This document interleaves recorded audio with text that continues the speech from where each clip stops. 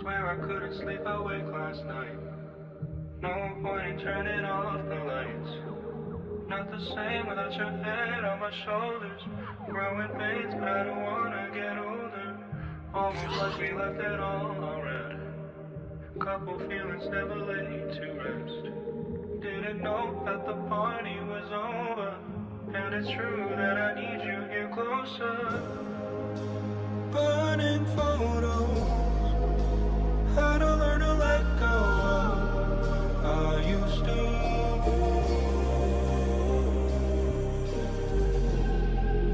somebody in another skin?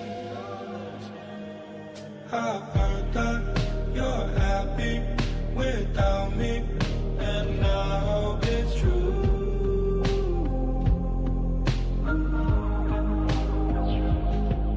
It kills me a little, that's okay, 'cause I die for you. You know I'd still die for you.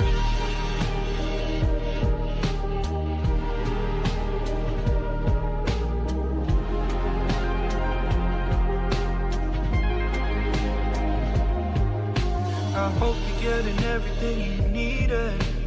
Found the puzzle piece and feel completed. Just wanted you to know every reason.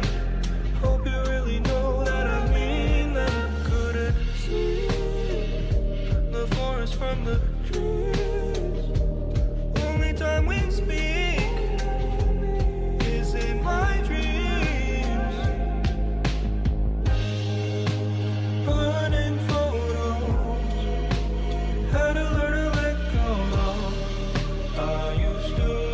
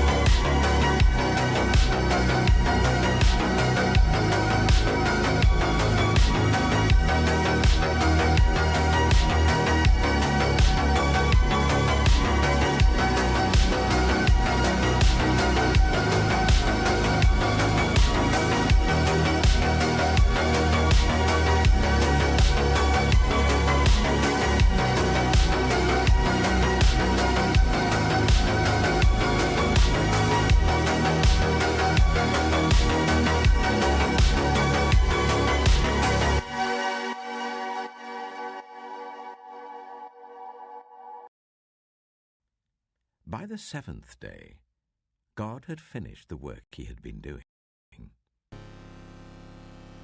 Thus the heavens and the earth were completed in all their vast array.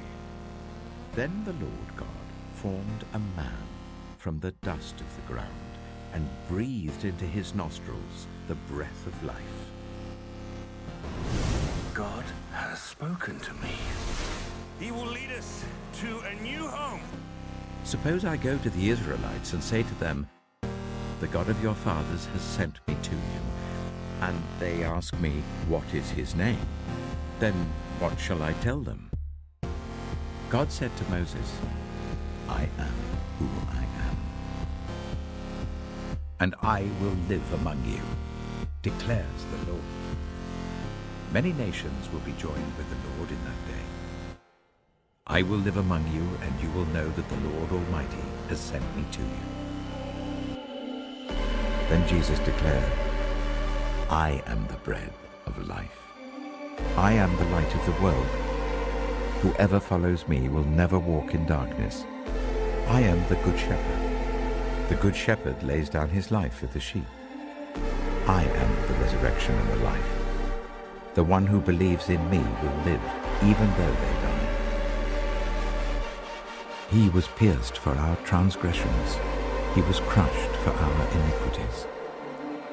The punishment that brought us peace was on him, and by his wounds we are healed."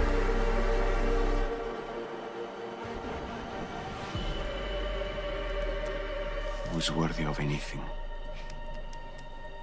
You? But no man, apparently. I'm a man, John. And yet,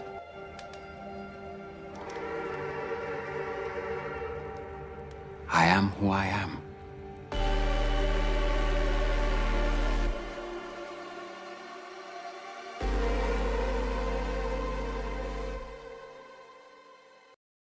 Well, imagine seeing your husband, brother, or father brutally killed by religious fanatics. They proceeded to slaughter 41 people, including 37 children.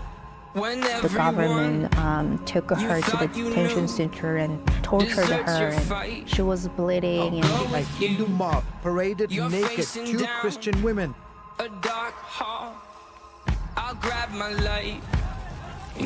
Even though I walk through the darkest valley, I will fear no evil, for you are with me. Your rod and your staff, they comfort me. While the horrible video led to worldwide outrage, some families are happy that the martyrs kept their faith. You will be hated by everyone because of me. But the one who stands firm to the end will be saved. If the world hates you, keep in mind that it hated me first. Never will I leave you. Never will I forsake you. Stand firm, and you will win life. Authorities arrested and marched 20 Japanese Christians with 6 foreign missionaries hundreds of miles from Kyoto until they arrived here, where 26 crosses were already waiting for them. One account tells us of a Christian boy who, upon arriving, told his captors, "Show me my cross." And you have no doubts at all? And do not die for things they've done.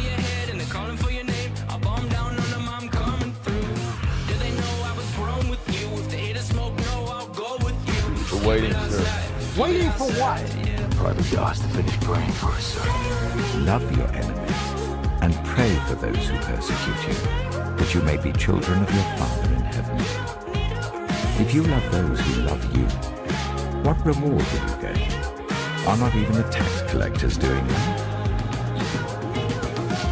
Before the revolution in 1914, there were about 70,000 representatives of the clergy in Russia. But by the end of 1937, only 100 remained alive and free. The Jewish Bolshevik regime deliberately mechanized 3 series of genocidal man-made famines. Christians, priests, and the most attractive youth, and all non-Jewish intellectuals were the first to be exterminated. In years to come, Stalin's crime against humanity would make Lenin's Red Terror crumble in comparison. if you find yourself in a lion's den. I am sending you out like sheep among wolves. And pull my pin. Do not be afraid of those who kill the body but cannot kill the soul. Go with you. Rather be afraid of the one who can destroy both soul and body in hell. What then shall we say in response to these things? If God is for us, who can be against us? In all these things, we are more than conquerors through him who loved us. For we know that since Christ was raised from the dead, he cannot die again. Death no longer has mastery over him. And surely I am with you always, to the very end of the age. For just as we share abundantly in the sufferings of Christ, so also our comfort abounds through Christ. If we are distressed, it is for your comfort and salvation.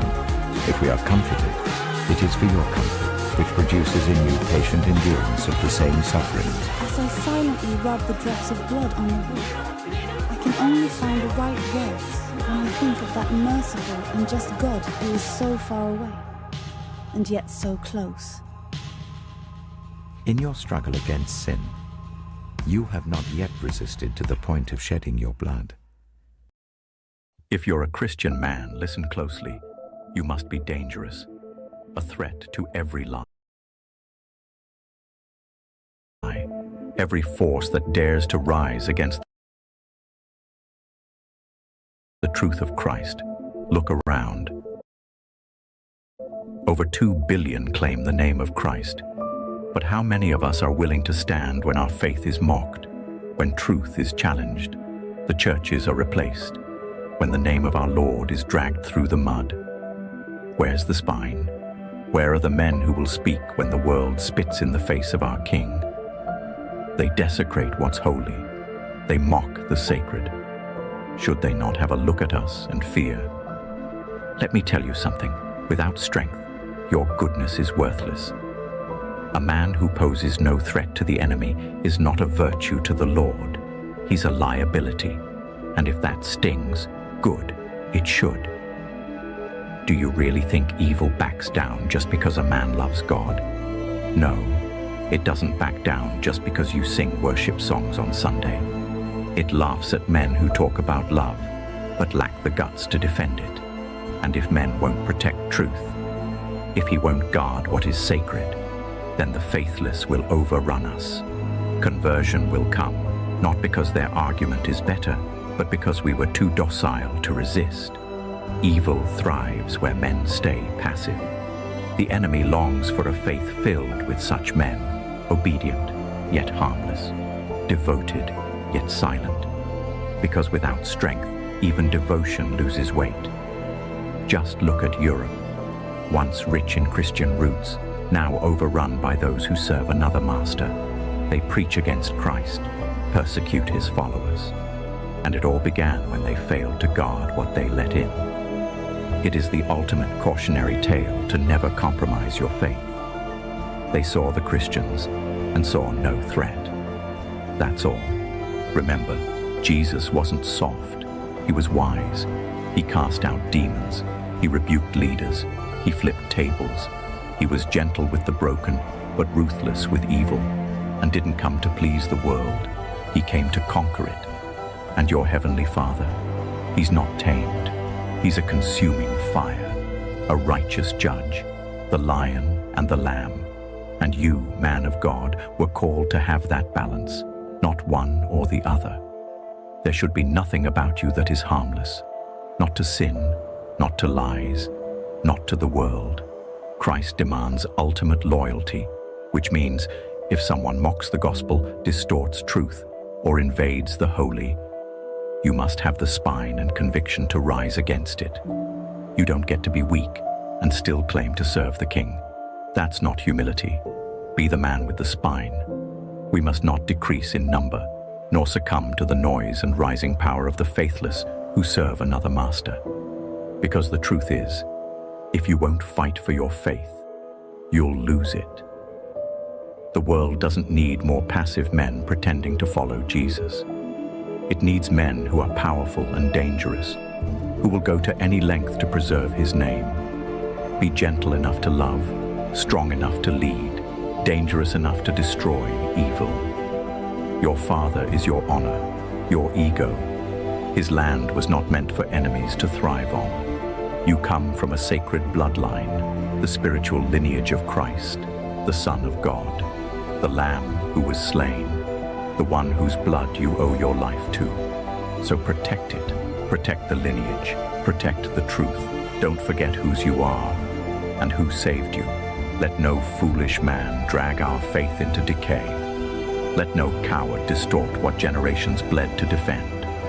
And let the world know who you believe in, the God of the Bible, the Holy One, the consuming fire, the risen King. You are not just a man. You are the will of the heaven.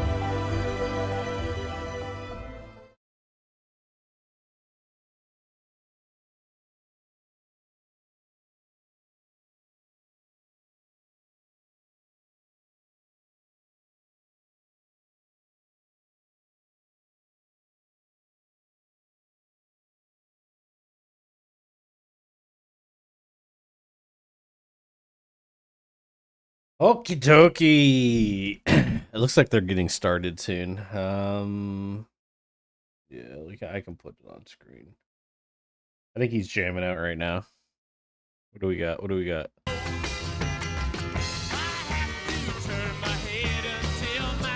Hell no, bro. I'm gonna get copyrighted, bro. I'm surprised he's playing this shit, bro. You're gonna copyright strike your fucking channel in 2 seconds, man. You're playing Rolling Stones? You crazy? Oh, fuck.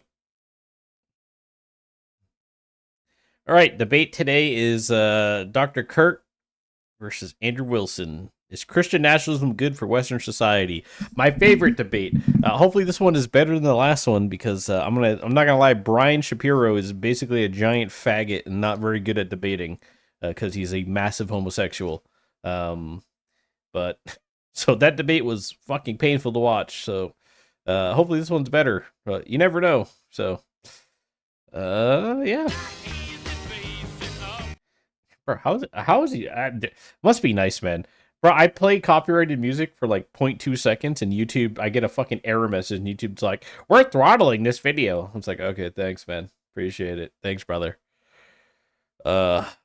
Anyway, make sure you guys check out the video that got posted today. Tomorrow's video is already uploaded, so it'll go live tomorrow, probably like 5 p.m. when I get home. Tomorrow's video is more gooner shit. And why I keep warning you guys against casual sex and being gooners and engaging in degeneracy, especially with women, and how it can backfire on you, right? So, just fucking blasting him the whole time. Hit him with the button. Watch his little ass. Yeah, that's right, you little fuck. Good enough for the communist. It's good enough for me. Okay.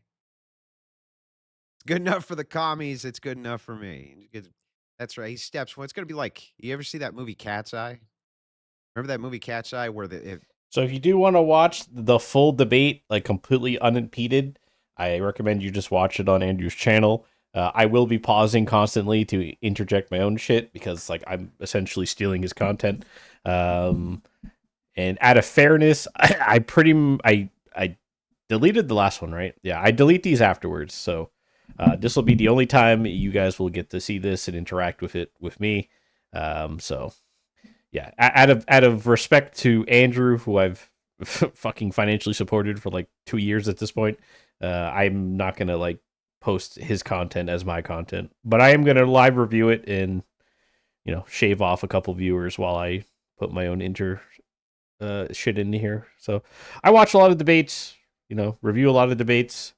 And I figured I'd include you guys on it. I also have to stay up a little bit tonight because, like, I'm waiting for something.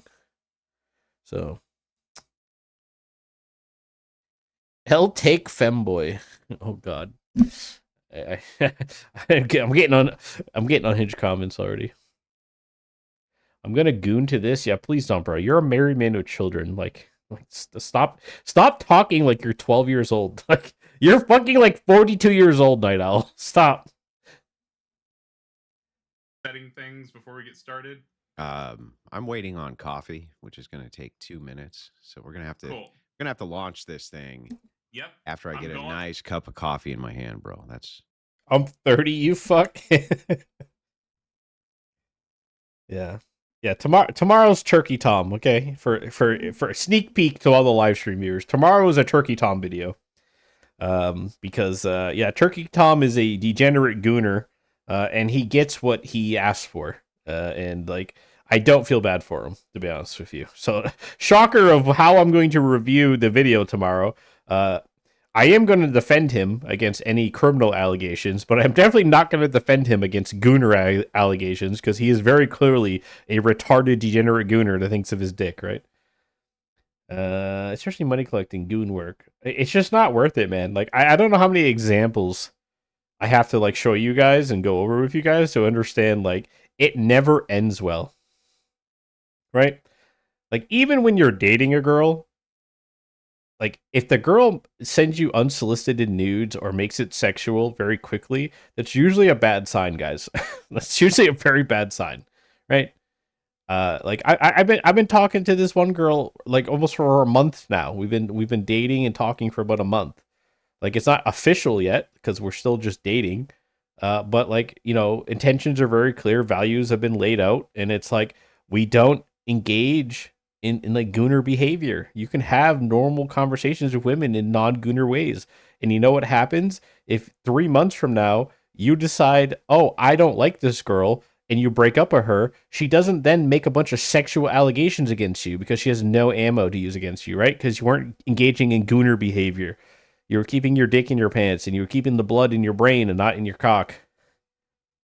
And this applies to women too, by the way. Like, the worst thing you could do if you think, like, a lot of young women think that selling their body to a guy they like is how they keep them, and that's just not what you do. That does not work. It might work for a few months, might work for a few weeks, sometimes even less than that. But the guy's gonna get bored, and he's gonna move on. Oh god, this is already going bad. Torture. I always turn it down. It's torture. It's the worst shit ever. The master debater. They're trolling him. Okay. Why do you feel the need to break legs because a woman told you to? Yeah, I mean, it's like the whole Turkey Tom thing is funny because, like he literally engages in the behavior with her. Like, you know what I'm saying? Like, I don't feel bad for him, right? You get what you asked for, man. Like, I don't know. The signs were there very early on in like their text messages that like this chick's fucking crazy. And like, it's like, bro, you're the man, right? Like, you tell her to stop doing things, right? She either listens or you move on. I don't know. But like, I don't know how many warnings I got to give of just like how badly this turns out. Now you got to remember that like you're a nobody. So when a woman does this to you, you won't recover, right? But this guy's a multimillionaire. He could fight whatever he wants in court. Who's Turkey Tom? Just some like a random commentary YouTuber. He's pretty big, but I've never really cared for his content or really liked him very much. But the TLDR is he's a massive gooner. He's like, he sleeps around with all these girls, and you can just, you'll see when you see the video tomorrow, right? So that's the sneak peek at tomorrow's video. So make sure you watch it, or at least like and comment, you know, trying to get some views on our other content. Try to provide meaningful commentary as much as possible, and yeah, but it's hard, obviously. Oh god, what's happening?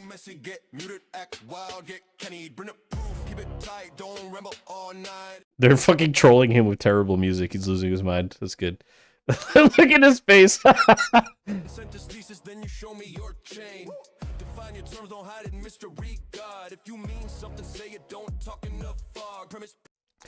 yeah, Santa Hat goes back on at 3K. Okay, guys. Everybody's like, bring this. You need to wear your Santa hat. You need to give me 3K subs, and then I'll wear my Santa hat. I don't ask for money. We don't monetize. I don't ask for money. I don't need money, but I do need your love and support and impressions. Okay. I don't blame Andrew for smoking. Yeah, he chain smokes. Look, it hasn't even started yet.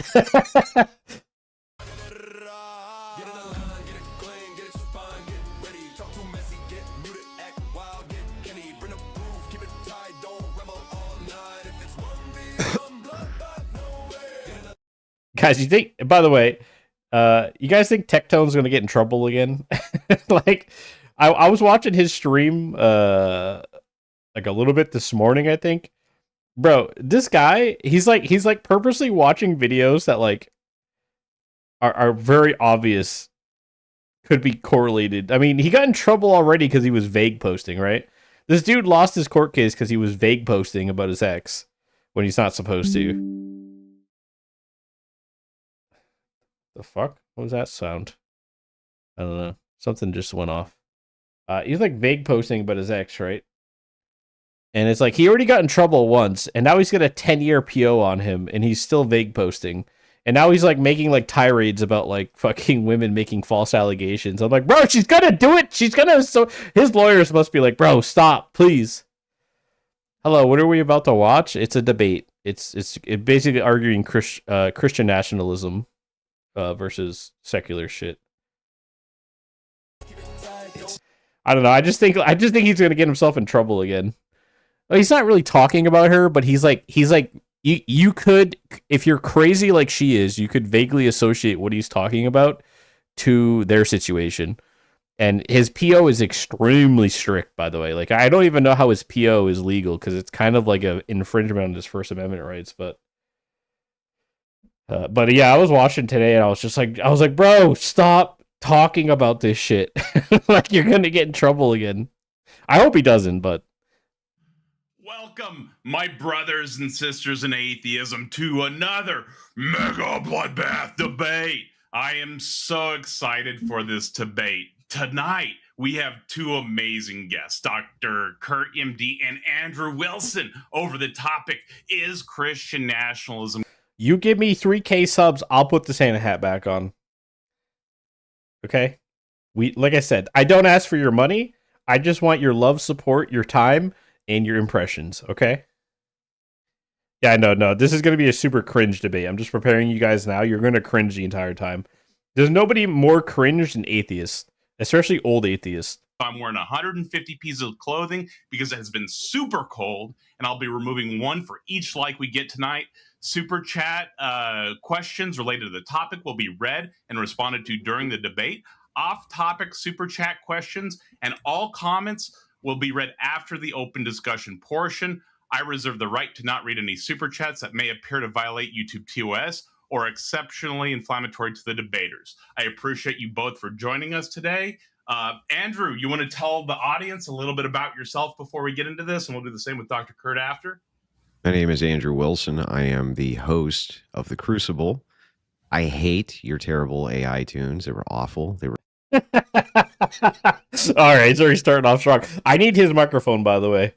I need his microphone. I need to get a Shure mic, man. It makes me look. Listen how sexy he sounds. I need a Shure mic. Andrew and Andrew's audience. I That's loved. fair. I worked very hard on that first one. I thought you guys would enjoy that, so I apologize. But I love that first one so much you have no idea. Yeah, nobody cares, bro. Very disappointed, but it's okay.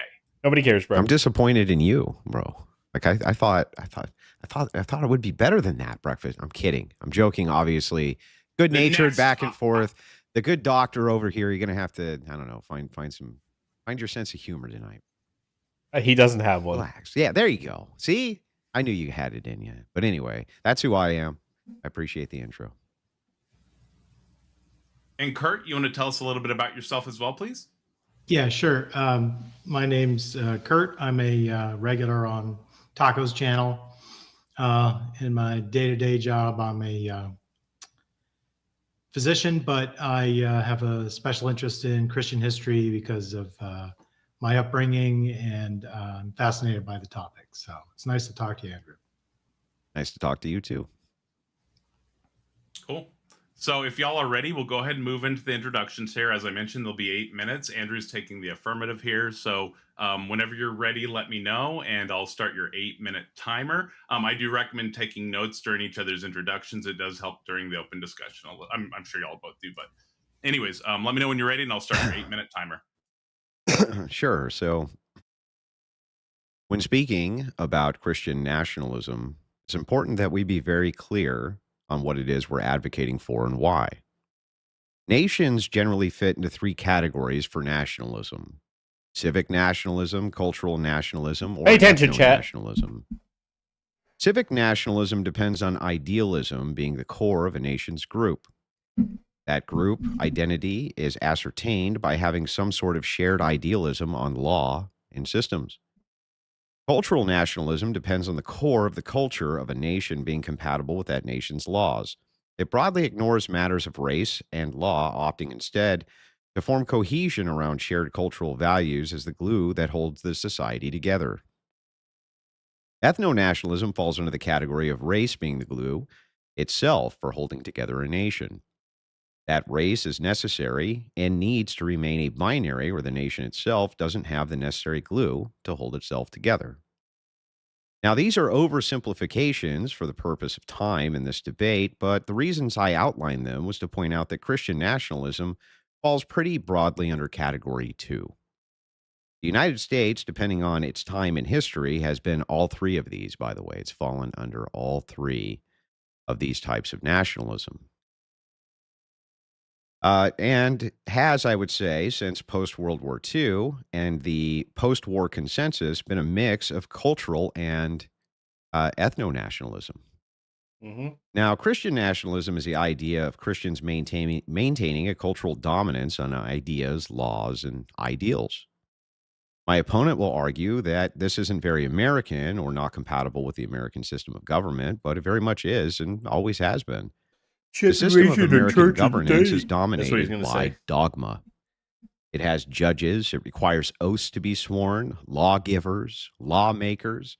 The Constitution is built on all sorts of esoteric beliefs, which assume all sorts of things like rights, for instance, which are intangible constructs of the mind.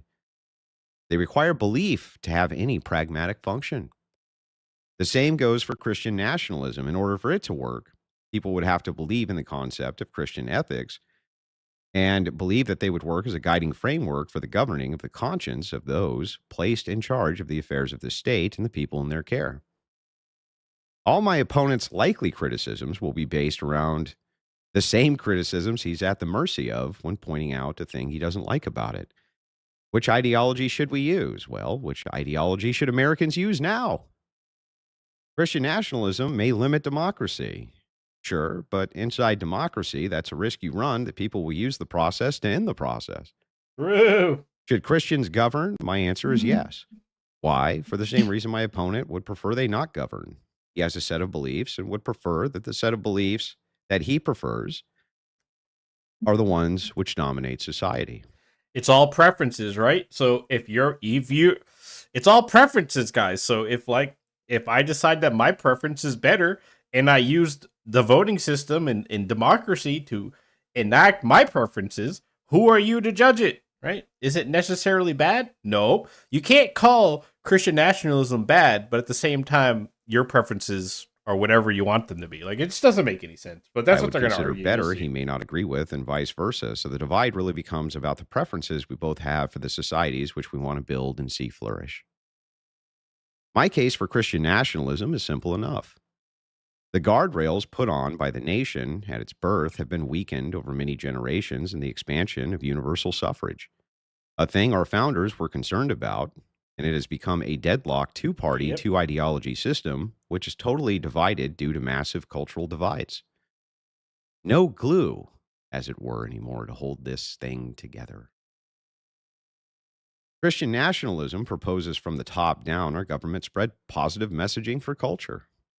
Two-parent households being a good thing, sex work being abolished, limiting homosexual glorification, marriage being a commitment that needs to be taken seriously, schools being a function of learning instead of daycare, resurgence of patriotism, limiting empire for domestic affairs, a focus on the family and nation, focusing on stopping mass migration, increasing our domestic birth rates. You know, maybe try becoming an industrial superpower again. That'd be great. Maybe then, yeah. Just to name a few things. No gay shit is a policy I can get behind. Exactly. The guardrails have come off. And it's not even about banning gays or anything like that. It's about not glorifying it, right? The idea that it's gay empowerment for a bunch of grown men to walk around with their dicks hanging out in front of children in a parade, engaging in debauchery and degeneracy and on floats and shit. I don't know what that is supposed to be, but it's not empowerment. It's degeneracy. It's sin. It's evil. It's disgusting. right? You can be gay and proud, but it doesn't mean you get to go flash your dick around in public. I want to thank everybody for being here tonight. Oh, shit. My bad. Oh, wait. And He's I not. especially want to thank Andrew. All right, I can't pause this that much, guys. That's my bad. Sorry, we missed a little bit. He doesn't have it recording.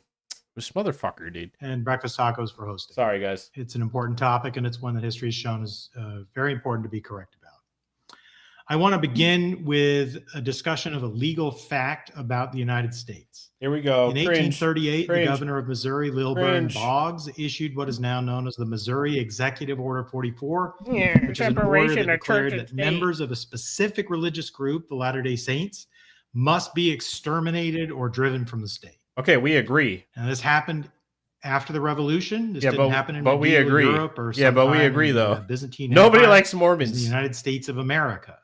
And the uncomfortable truth of that fact is that in 1838, that order was legally intelligible, and yet today it is not intelligible. And the question we're really debating is why not? And the reason that is because of the traditions that America inherited. The American commitment to religious pluralism didn't fall from You the don't have sky. to be Christian It didn't come from to be a secular part of hostility to Christian Christianity. nationalism. That's the It point. emerged from hard-learned That's lessons an about atheist. what happens That's an atheist when you talking try to point. fuse religious truth and state power. That is like a The lessons actually begun theocracy. It's for not. our founding fathers with the English Civil War, a war in which Christians slaughtered other Christians, all of whom claimed a biblical warrant and thought that God was on their side. They continued to see this happen when the Dutch Yeah, Mormons Republic are very had a nice to your war face, but not with the behind Spanish closed doors. Empire, which exhausted the Spanish Empire because the Dutch Republic had discovered something radical, that pluralism could produce stability, commerce, and peace, where enforced orthodoxy only produced bloody wars. And across the Atlantic, a figure like Roger Williams, who had spent time in Holland and was a deeply Christian man and one of the founders of the American Baptist Church, looked at Europe and concluded that with the state, when it enforces a faith, it doesn't protect the Christianity, it corrupts it. So in 1644, he published a book called The Bloody Tenet of Persecution. He argued Okay, so can I not stop playback? that coercion produces false faith and that the sword I must have hit live or something when I played it again. That's my bad. So has I can pause. no authority over the conscience. He wasn't a liberal. He was a secularist. Excuse me, he wasn't a secularist. He was branded a heretic by all the religious groups. And yet the colony that he founded, Rhode Island, was the first place in the modern world where people of all faiths could live under a single government without any religious tests or establishment. He allowed atheists, Jews, Muslims, Christians. Yeah, I mean his history lesson isn't very accurate. It's a little skewed, but the thing is though, like this history lesson is not necessary to argue the point. It's completely pointless. It's like tangential to the entire conversation. So yeah, he's gonna get picked apart here. But this is how they always try to argue it. They try to use like historical references to be like, look how bad it is when Christians are in charge. Just disagreement by enforcing theological truth. They solved it by removing religion from the jurisdiction of federal power. That's why the Constitution forbids religious tests. That's why Congress is denied the authority to establish its state religion. And that's why religious pluralism is not an accident of the system, it's the design of the system. People like Thomas Paine made this very explicit. A just government must be just as fair to a Muslim as it would to a Baptist, not because the religions are all the same, but because the state has. Yes, but a Christian nationalist, like we're not arguing that you have to be Christian or you can't exist. We're just bro, I'll let Andrew do religious this. countries on earth.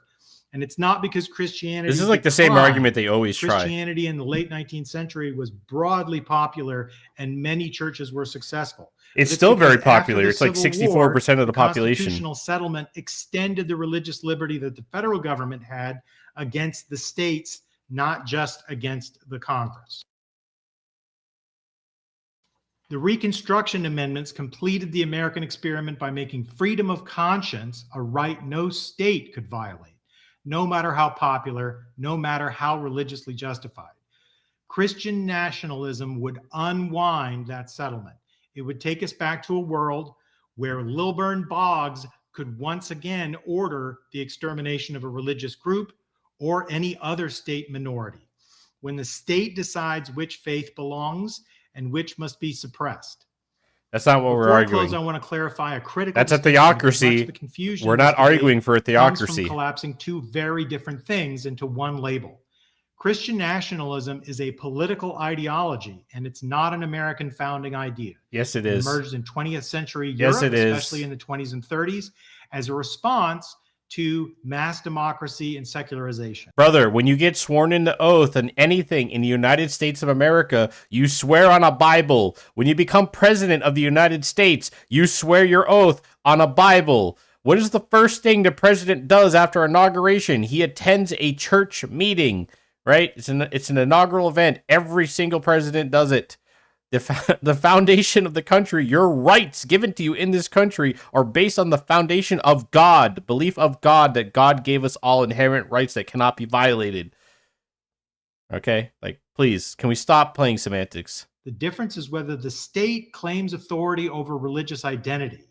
Americans rejected that authority. Yeah, yes. States, federally, there's kind of always been a slight separation of church and state. But states always had religious requirements, right? That was always a thing, and they were free. The point of freedom of religion is that those states are free to enact whatever religion they want in their state constitution, right? They weren't all Christian. Some of them were different denominations of Christian, but a lot of them required you to swear on a Bible or swear by whatever, be a part of whatever religion you were to participate, right?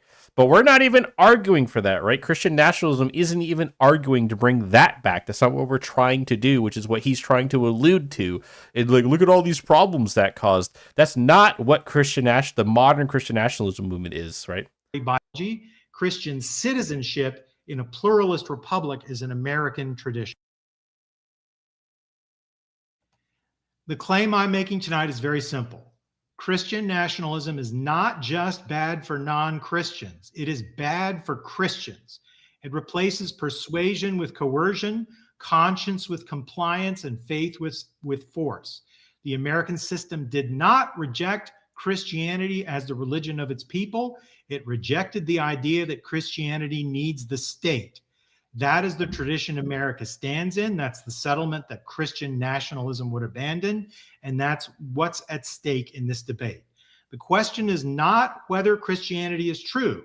The question is whether the truth or falsehood of Christianity needs power to exile, imprison, or exterminate in order to make its case.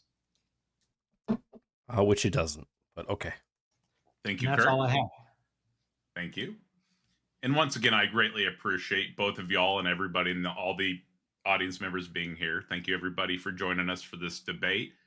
We have 58 likes currently. Guys, can I get more viewership than Breakfast Taco hosting the debate? This is like some atheist loser. I think he's got like 30 average viewers. Like, nobody watches this guy's shit. He's the debate host and nobody's watching him. Can I get more live viewers and likes than this guy, please? Thank you. It'd be really embarrassing for them. Mega bloodbath engaged. Do you have an hour? All right. So, This is Andrew, open discussion.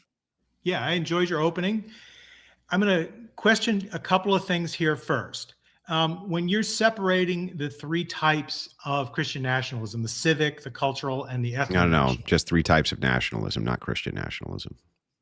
And then I'm giving you the scale for which Christian nationalism would fall, which would be closest to cultural nationalism. Okay, so what kind of nationalism would you think some country like Switzerland would have? Civic. Okay, and you wouldn't say that they have cultural nationalism at all? No, there's always going to be overlap between these ideologies. There's no exact way to note when the threshold has been breached, but we do know when it has been breached. When it's the case that when it's the case that the ideals seem to revolve more around the culture than it does around the idealism of ideology, that's when we tend to know that it's cultural nationalism which is being practiced. Okay, so Can you give me an example of a country that you would see as primarily civic nationalist besides Switzerland that doesn't have? Well, like, I can kind of give you all the stages actually. So Sure. if you wanted to see a country which is a civic nationalist nation now, you would look at the United States. We broadly practice civic nationalism. The idea of post-war consensus being the kind of civic nationalist glue in which new American ideology came from. And the idea for that civic nationalism is new American idealism rather than any sort of cultural information. That's what it would fall broadly under. Now, if you wanted to look back at our founding, that would have been a mix of both civic and ethno-nationalism. Yeah. The ideas still were there that white men were superior to all others, Yep. that they were going to have more rights, and that women were essentially not classed in the same category, nor were Based? non-whites classed in the same category. That would broadly be considered ethno-nationalism. Or if you The good wanted to old look at a days, modern bros. state, The good old days. No, I'm Israel, just kidding. I I would don't want say to go that back to that's that either. mostly an ethno-nationalist state. Though Some you of could my best argue friends that are that's black. ethno-religious. I wouldn't And say I don't that think you're it'd be very wrong, good at picking but I cotton. would look So to that and say that it's an ethno-nationalist state. So it's a state for Jews, by Jews, ethnic Jews. So, and if you wanted to look at ethnic national or cultural nationalism, the idea that culture is doing the informing That'd of be the Japan. citizenry, right around pre-Civil Wars when you'd start to see that and the cultural cohesion degrade between the North and the South. I think Japan's a good that example may of have cultural led to the prime nationalism. cause of that war, depending on which historian you talk to. So what I'm trying to get at is there, it seems like you have a pretty sharp test in your mind of when a country moves from one position to another. So like you would agree, I think. And, Look at and I would his chat, bro. certainly think I kind of like the that, ethno one, guys. UK What do you under, think? say, the, Please stop. Stop. Charles I at the time of the English Civil War was both cultural and an ethno-nationalist state. Well, right? if you know, Like guys, I make a lot of jokes, right? But like we do like brown and black people here. Like I literally only date brown and black women. Like that's all I've dated in like the last 9 years. I do love me some dark chocolate. I ain't gonna lie. Like monarchies follow different conceptualizations of they don't have nations in the same way. The king is the nation. The king is the full authority. The king is kind of everything, right? It's God, king, country. Nationalism would be God, country, right? There's no king. So that would be kind of a delineation that I would make there. Yeah, sure. But kings always have to establish their legitimacy or they're overthrown. So That's true, but that's the case with any leadership. Presidents have to establish their legitimacy or they would be overthrown too. Any Yeah, leader right, would have exactly. to establish So- its legitimacy. So there's a layer between God and king where there's a time when a new dynasty takes over. Let's say Henry VII or somebody like that takes over a country and their legitimacy is at question. And so the question is, how do they there can establish that be. legitimacy? Yeah, well, this is going to be broadly One through the second, faith guys. of people.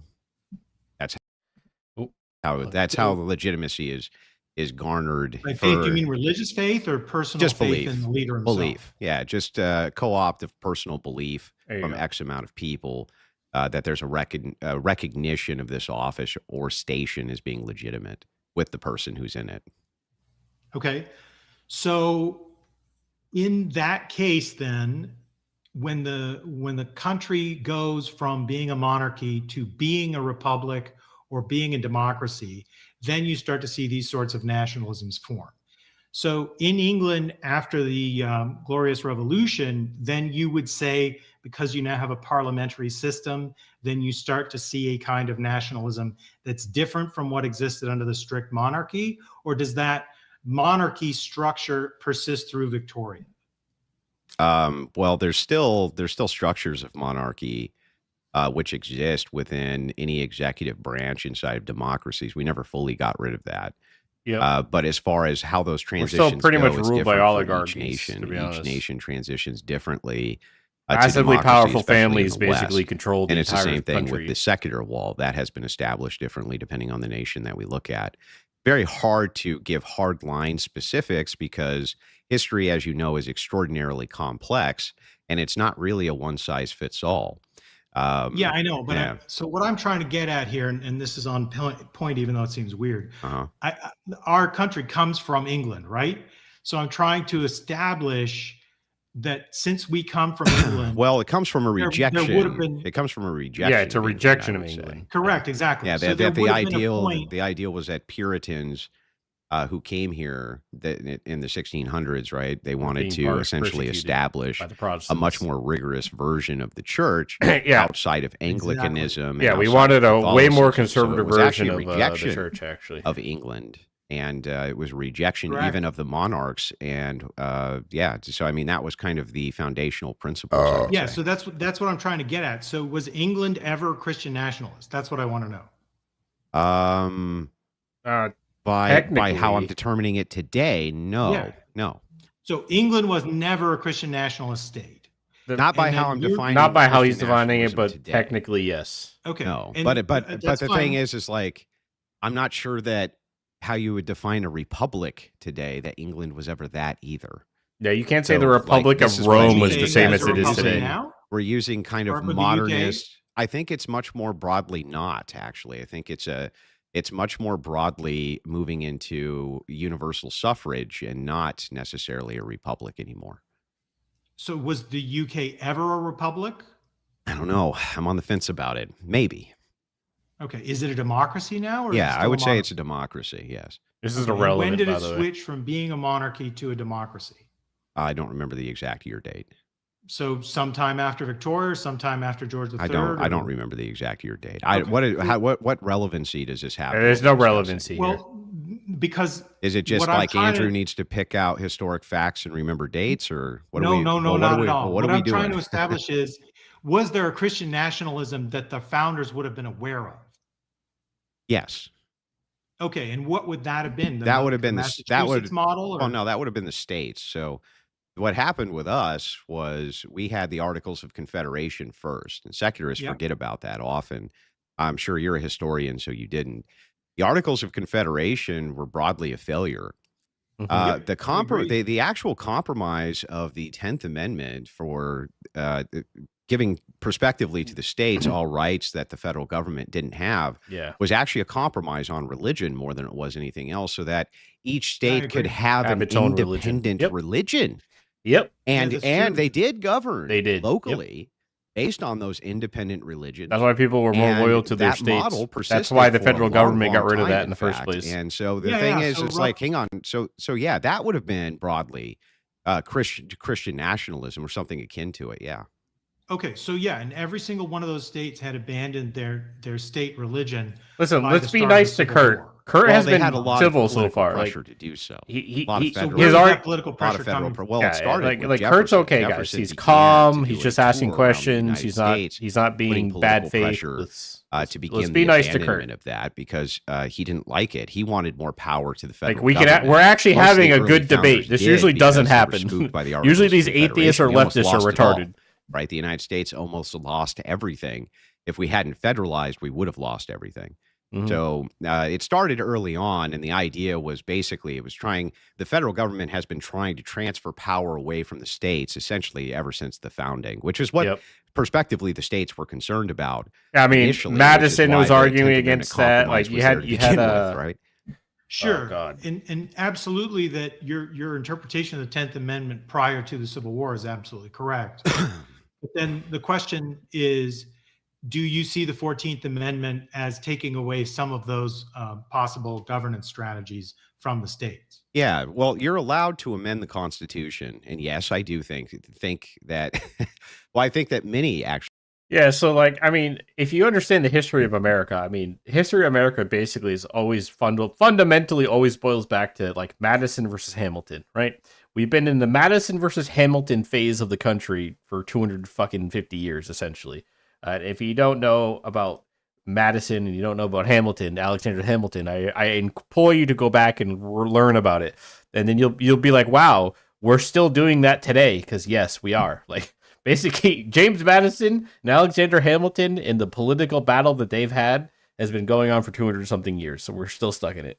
Which was set up for checks and balances specifically, and those checks and balances worked because we didn't have these independent voting blocks, which could then exert so much power against the federal government. And so that's what's Right. hang on. I'm almost done. That's what's happened now. And so the question that I have now is like, if it's the case that you want to move to a universal democracy and you want universal suffrage, which it seems like you're advocating for that, then what the hell is wrong with people having universal suffrage to end universal suffrage? That's part of the American experience, right? Is to amend the Constitution. I'm not advocating for universal suffrage in the sense beyond just the basic rules that we have built in the United States over the last, quarter millennium. Yeah, but I mean, that's a simply- lot. That is universal suffrage. Like, there's only a few people barred from voting. You have to be a felon or underage, and basically that's it. Everybody else can participate. So that's not like something new. That's just the way things. It have is been. No, that something is new. It's That is something new. brand new. It's something It's very in, new. in accordance with American history. Hasn't that is even a been new a experience. universal suffrage hasn't even been a thing until like the 70s. Are you talking about just the Civil Rights Act as like since the Civil Rights Act the last? No, 60 even years? pre Like the women's Civil suffrage, Rights Act. yeah. We're talking about women's suffrage. We're talking about what? So the when- 19th Amendment. Yeah, we're talking about women's suffrage. We're talking about the states moving away from having the elections held in the states to now national elections. We have been moving into more of a universal suffrage system since the founding, essentially. In fact, the political parties spawned when they spawned, universal suffrage was kind of a response to them. They wanted power blocks. Okay, but I'm trying to get like, are you suggesting that because the suffrage is so broad, the religious representation is skewed against Christianity? Yes. And that if suffrage were narrowed, Christianity would have a better chance of repealing amendments? No, I'm how are saying they I connected? I'm saying think- I that think it's true. ultimately, if we're going to break down what America is now, what it is right this second, it's something more akin to a universal democracy than it is a republic. It's a republic in the sense that we still have some checks and balances intact, but we're more directly moving towards direct democracy than we are a republic. If that's the case, then there's obviously a weakness with direct democracy. Yeah, and we're that kind is of more of a that populist you can vote it democracy out. at this point. Or you can vote directly to begin to put in people in office that represent your views. And this is what the advocation is towards. So if that's going to be what the system is, and that is what the system now is, Well, then I'm the going to founding advocate fathers for really my power block to be in charge of that. The founding fathers were really kind of against the idea of universal democracy and universal suffrage in the first place. That's why the system was set up the way it was, right? You have universal suffrage, you can't have the different tiers that like balance each other out. It doesn't work that way. You can't do it. We already see the problems, right? Like we have universal suffrage. Universally, the country elected Donald Trump, right? He won the popular vote. He won all the major swing states, but he's being shut down in the court, right? So that completely goes against the democracy that has occurred, that we voted for a leader to do these things. The majority of the country wants these things done, but judges can interfere, right? So basically, you're going to have a lot of these like power struggles and these issues when you have a universal democracy, which is not what, was intended in the first place. What Christian nationalism? Yes, it is. You're just saying that there's a form of Christian nationalism you think it's not, and it's like, no, not really. there's What the definitions for Christian major advocation here is, you're not debating them, you're debating me. And I told you Okay, what it is that I advocate for, and what I advocate for is utilizing the systems of direct democracy to put Christians in charge to end the system of direct democracy, because it's stupid. It's a but stupid there's system. A specific, like scholarly accepted definition of Christian nationalism. That's an appeal to authority. It's a fallacy. You're not Okay, debating no, them. You're debating No, me. that's not a fallacy because I'm not making a deductive Do I argument. I'm just recognize? making a I don't. claim. Yeah, okay. Did I give you what I define Christian nationalism? Yes, I did. You're not debating Sure. with scholars. You're debating with Andrew Wilson. So, Andrew, just to be clear, you are against authoritarianism. You are against ethnic purity. You are against the embrace of the idea that the elites are against. Well, hang on the a public. second. You're kind of now you're loading a bunch of stuff onto my Yeah. position Well, those that are I the didn't scholarly say. definitions, and you're telling me Those you are don't agree with definitions the that scholarly definitions. you have decided. Kurt, we upon. started From so who? well, brother. Please calm down. From what academics who study Which this topic academic? say. Right, but I'm trying to say, so your Christian nationalism is not what they say Christian nationalism Well, you is. haven't told me which scholar's saying this, why he's saying Well, it, there's- and how we determined that that's actually There's what Kettering thing is. criteria. which are an embrace of capitalism, hypercapitalism, According to who? authoritarianism. What? According to who? You? According to the definitions given by people in the scholarly Who? literature. I just told you, the Kettering Foundation. The Kettering Foundation. Now, this Kettering It's Foundation. mainly based on Whitehead and Perry's work, but let me be clear. Okay. All right. Hang on. Let's back up. I just want to make sure I get this right. What makes the Kettering Foundation an authority on the advocation of modern Christian nationalism? Nothing makes them authorities Exactly. on it. They're not authoritative. If you're saying your definition is a bespoke definition that doesn't have truck with the standard definition, that's fine. You There can is define no your term. standard definition. Okay, there is a standard definition. No, there's in the not. scholarly literature. No, there isn't. absolutely is. There is not. Show it to me then. Show me the Sure, I just standards. gave it to you. No, show me which scholars agree that this is the case. I said Whitehead and Perry. Yeah, which other scholars? You said it's universal among scholars. They agree. Who? Who agrees with them? I don't know. You don't know. What scholars agree with You your don't position? know. Trust the experts. Okay, which experts? I don't know. every time. You two knew Leftists, by the already, way. and I explained in Okay, depth. so I want to clarify what it excludes from the standard definition so I can deal with it. That's not a standard definition. It is the standard definition. No, it's not. It's just a definition I you encourage decided everybody that to you're look it going to up. appeal to. Are you saying you are your version of Christian nationalism is not authoritarian? Is that correct? No, it's gonna. There's versions of authoritarianism which would be involved in it, just like there's versions of So do authority. you accept Hang on. authoritarianism as part of your Calm Christian down. nationalism? Calm down. Let's make sure that we get this right. Do you think that representative republics use authoritarianism or not?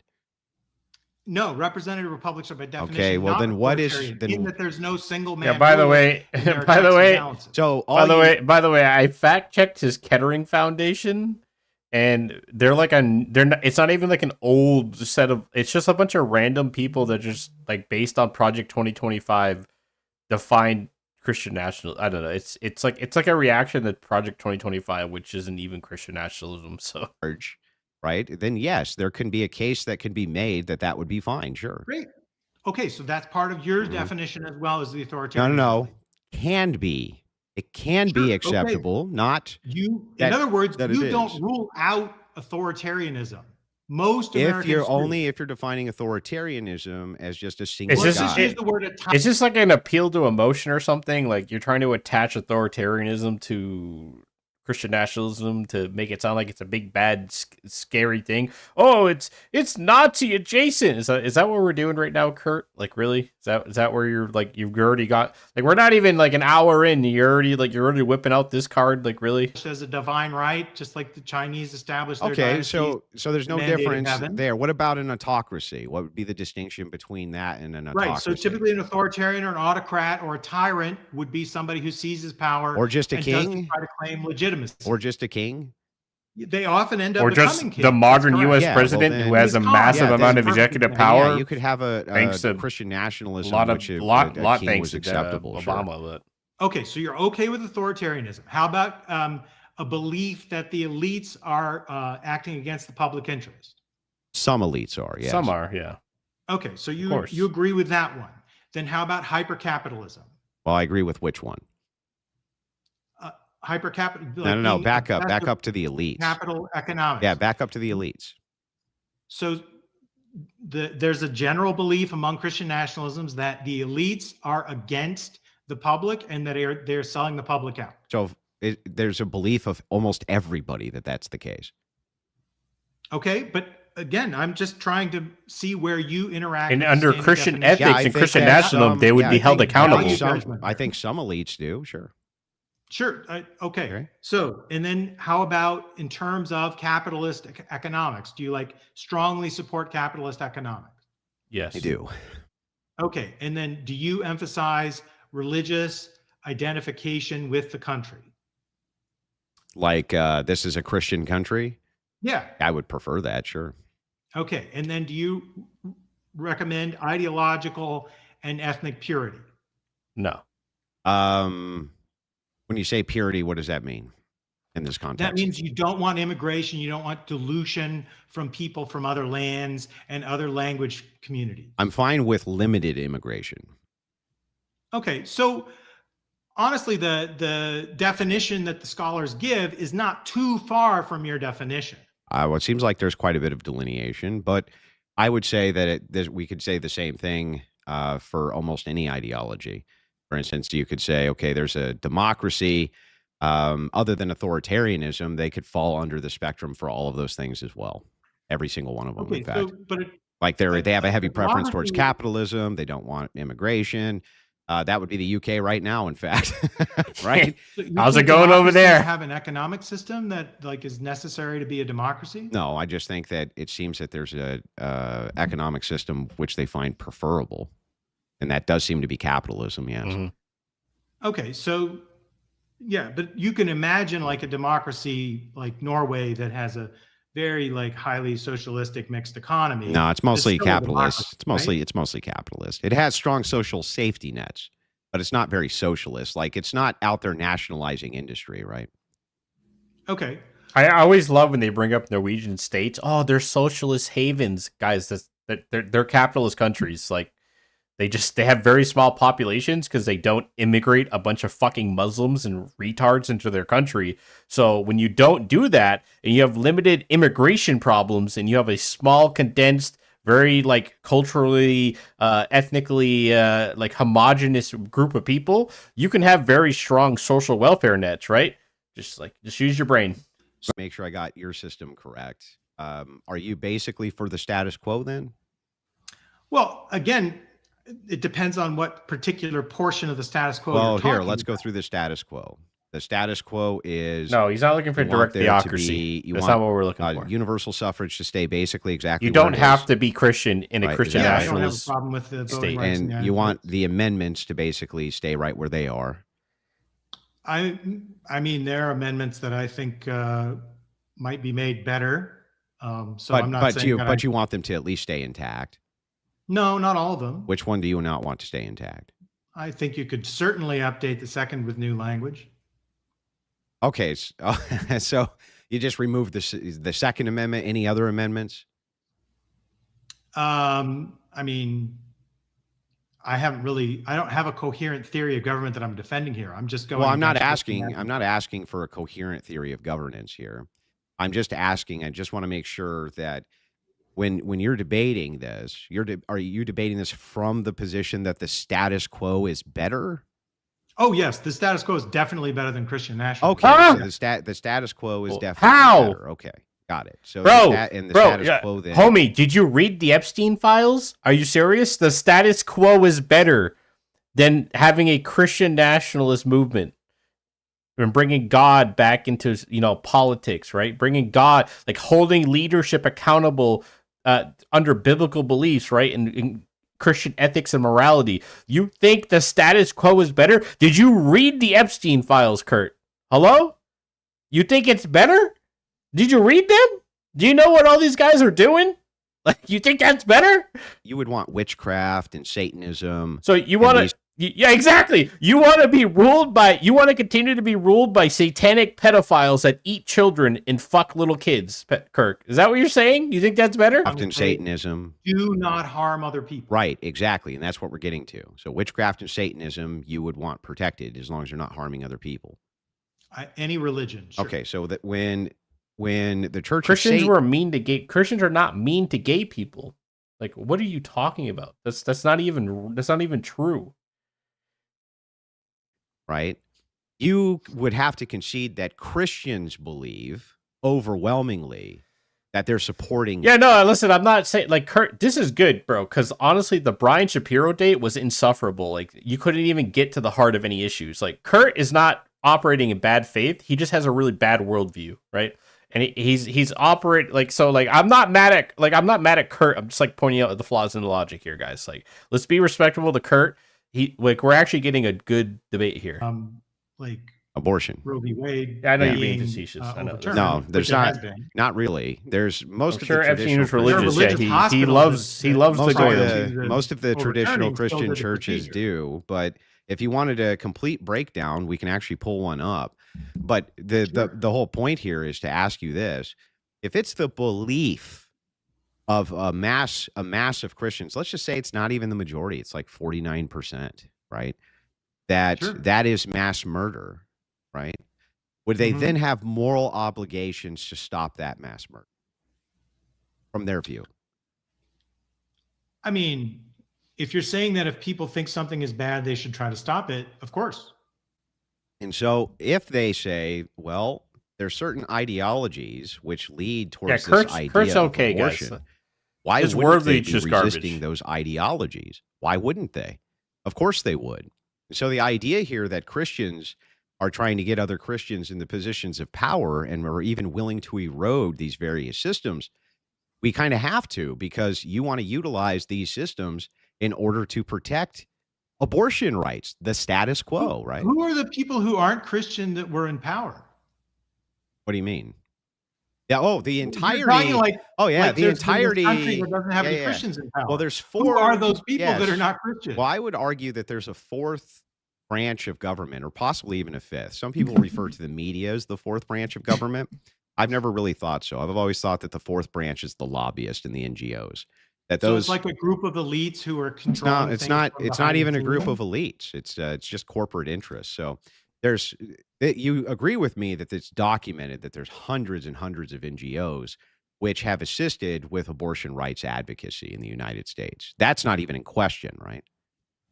I think there's hundreds of NGOs on most sides of most issues. Sure, Yeah. sure. So Certainly. it's not. That's not The more even. contentious, the more NGOs. So that's you'll not have. even. That's not even in question. And that many of them are millionaires and billionaires, as Bernie Sanders would say, millionaires and billionaires, right? There are millionaires and billionaires on either side of each. Totally. issue. I totally agree.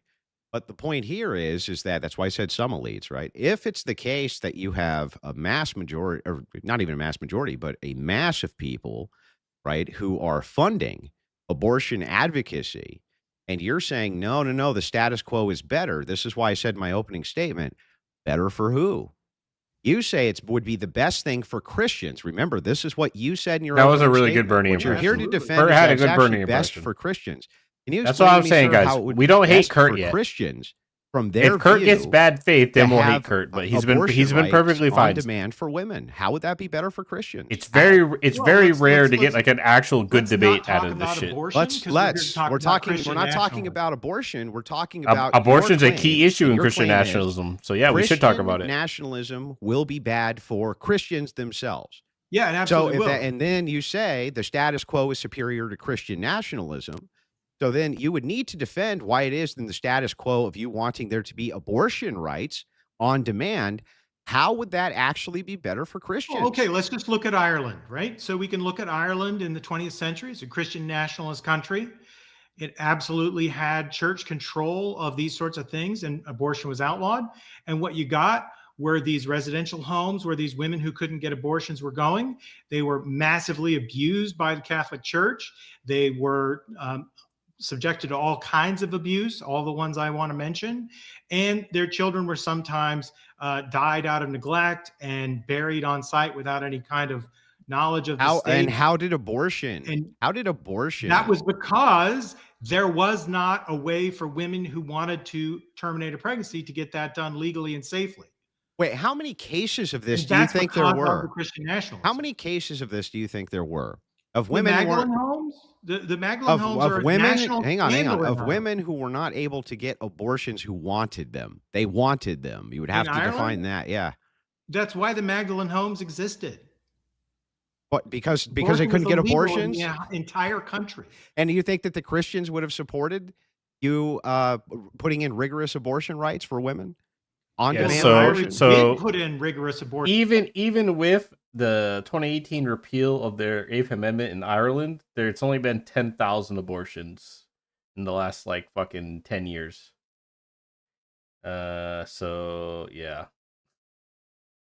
Good. Yeah. Irrelevant to Christianity. No, it's not irrelevant. Let's point this out. There's nothing in the Bible Tell about me abortion. in the You right wanna now. talk we're about the talking- Bible stance yeah. on abortion? Let's talk specifically about here. No, it's irrelevant. Remember whether it's true or not. Okay, it is hang on. irrelevant. I Whether agree. So let's wait, hang talk on. about Stop. Christian Listen nationalism. to what I'm saying. Whether it's true or not, You said in your opening, and I agreed with you, whether Christianity is true or not is not what's relevant here.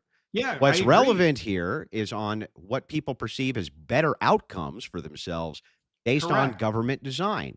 What you haven't explained to me here in the United States is why it is that Christians would want to say to you, okay, let's keep the Yeah, status I mean, quo in Scooter Pup, place. the abortion If thing's a Christian whole nationalism another topic because assured that 600,000 babies the reality a of year, it by their view, is they weren't just want an being excuse smited to in the engage in womb, why would casual they sex. prefer the status quo? Why? So do you know what that number was in 1967? No, what was it? It was 800,000. Okay. That was before Roe v. Do you know what the birth rate was in 1960s? There was a lot more to abort. So the point is like when we're looking at this, actually the abortion rate Yeah. per pregnancy was higher in 1967 than it is now. Right. And that was when it was illegal no nationwide. relevancy whatsoever to why to you explaining to me how it is that Christians would want to enforce your ideology of the status quo if it's the case that Christian nationalism is promising them an abolishment to abortion, which is the issue of their Again, time. the abortion issue is a single issue that can be handled through normal political means and has been handled in a way that I don't support. It hasn't. I mean, can he give like statistics on that? Because from what I'm looking up, there's over 1 million illegal abortions in 2023 to 2024, and there's been another million in 2025. That's illegal abortions, not legal abortions. And I don't see anything that even says the abortion rate from 1967. So 829,000, right?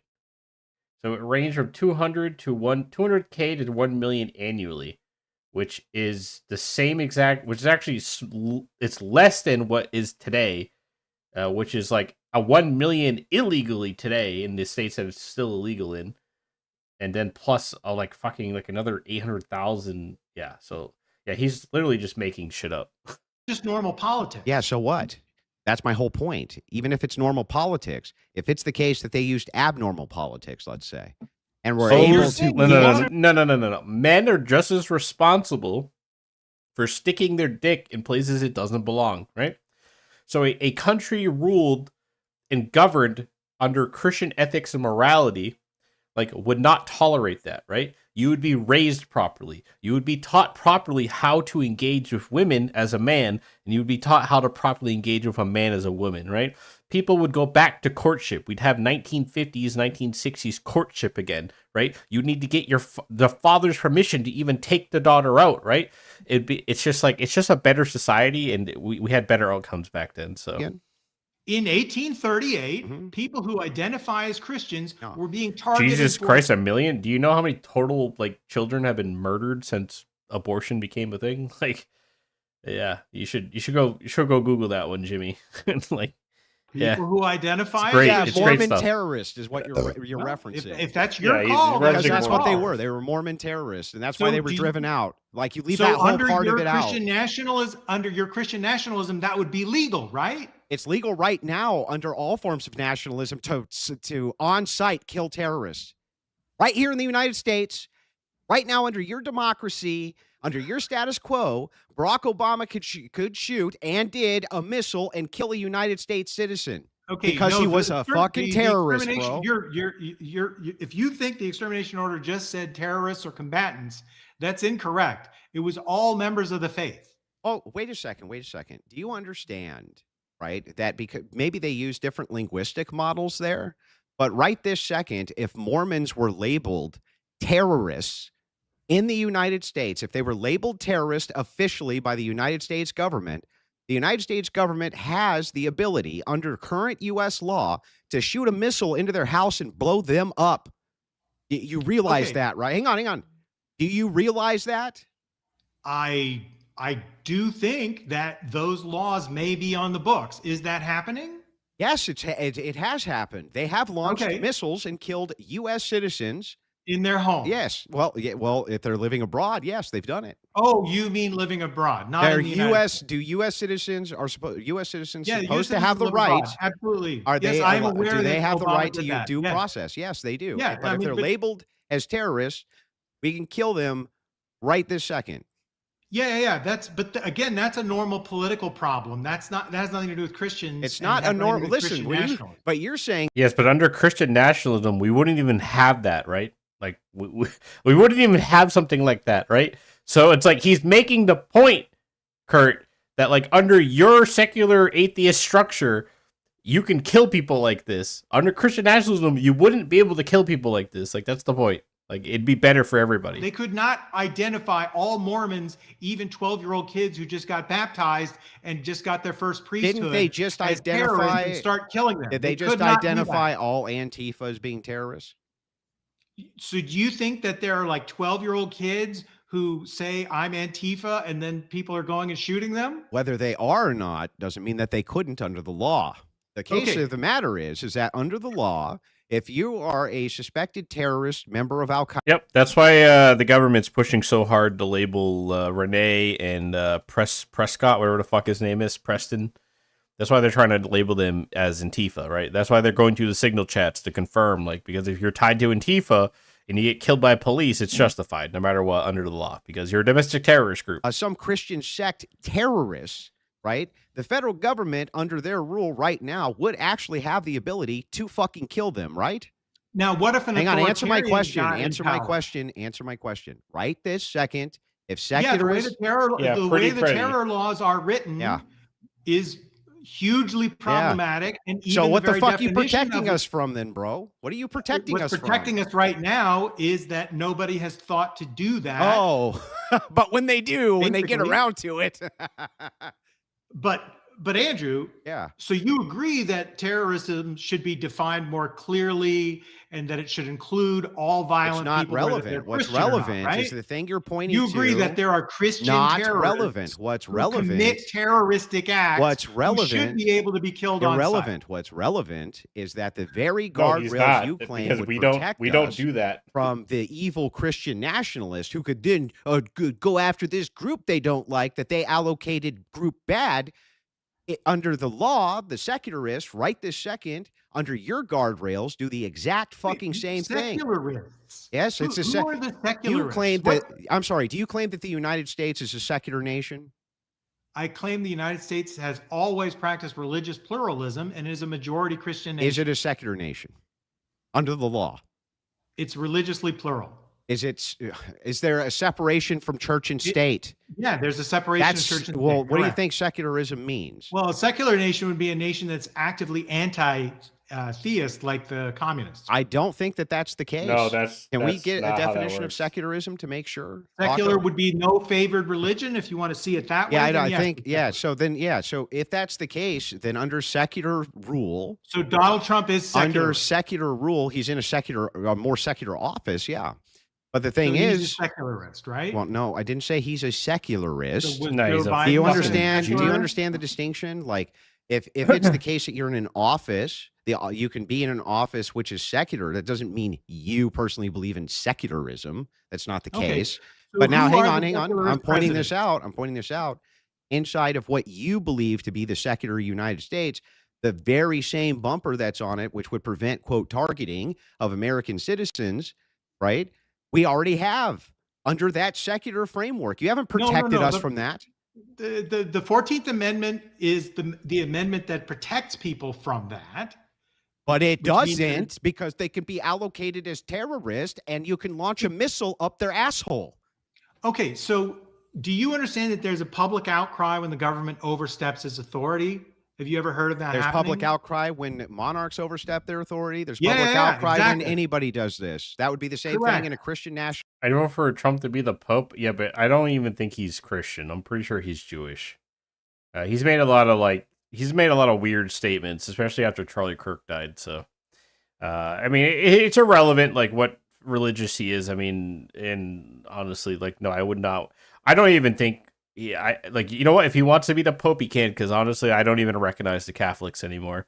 Once the Epstein files came out and we learned that basically, like, the fucking Vatican's been working with Epstein and other elites to cover up their fucking financial shit, through the Vatican Bank, and they were letting Epstein stay in the Vatican. Like, I don't want to hear anything from Catholics anymore. You need to convert immediately, or like, I don't know. And God help you. I don't know. That's what the Second Amendment that you want to abolish is for, actually.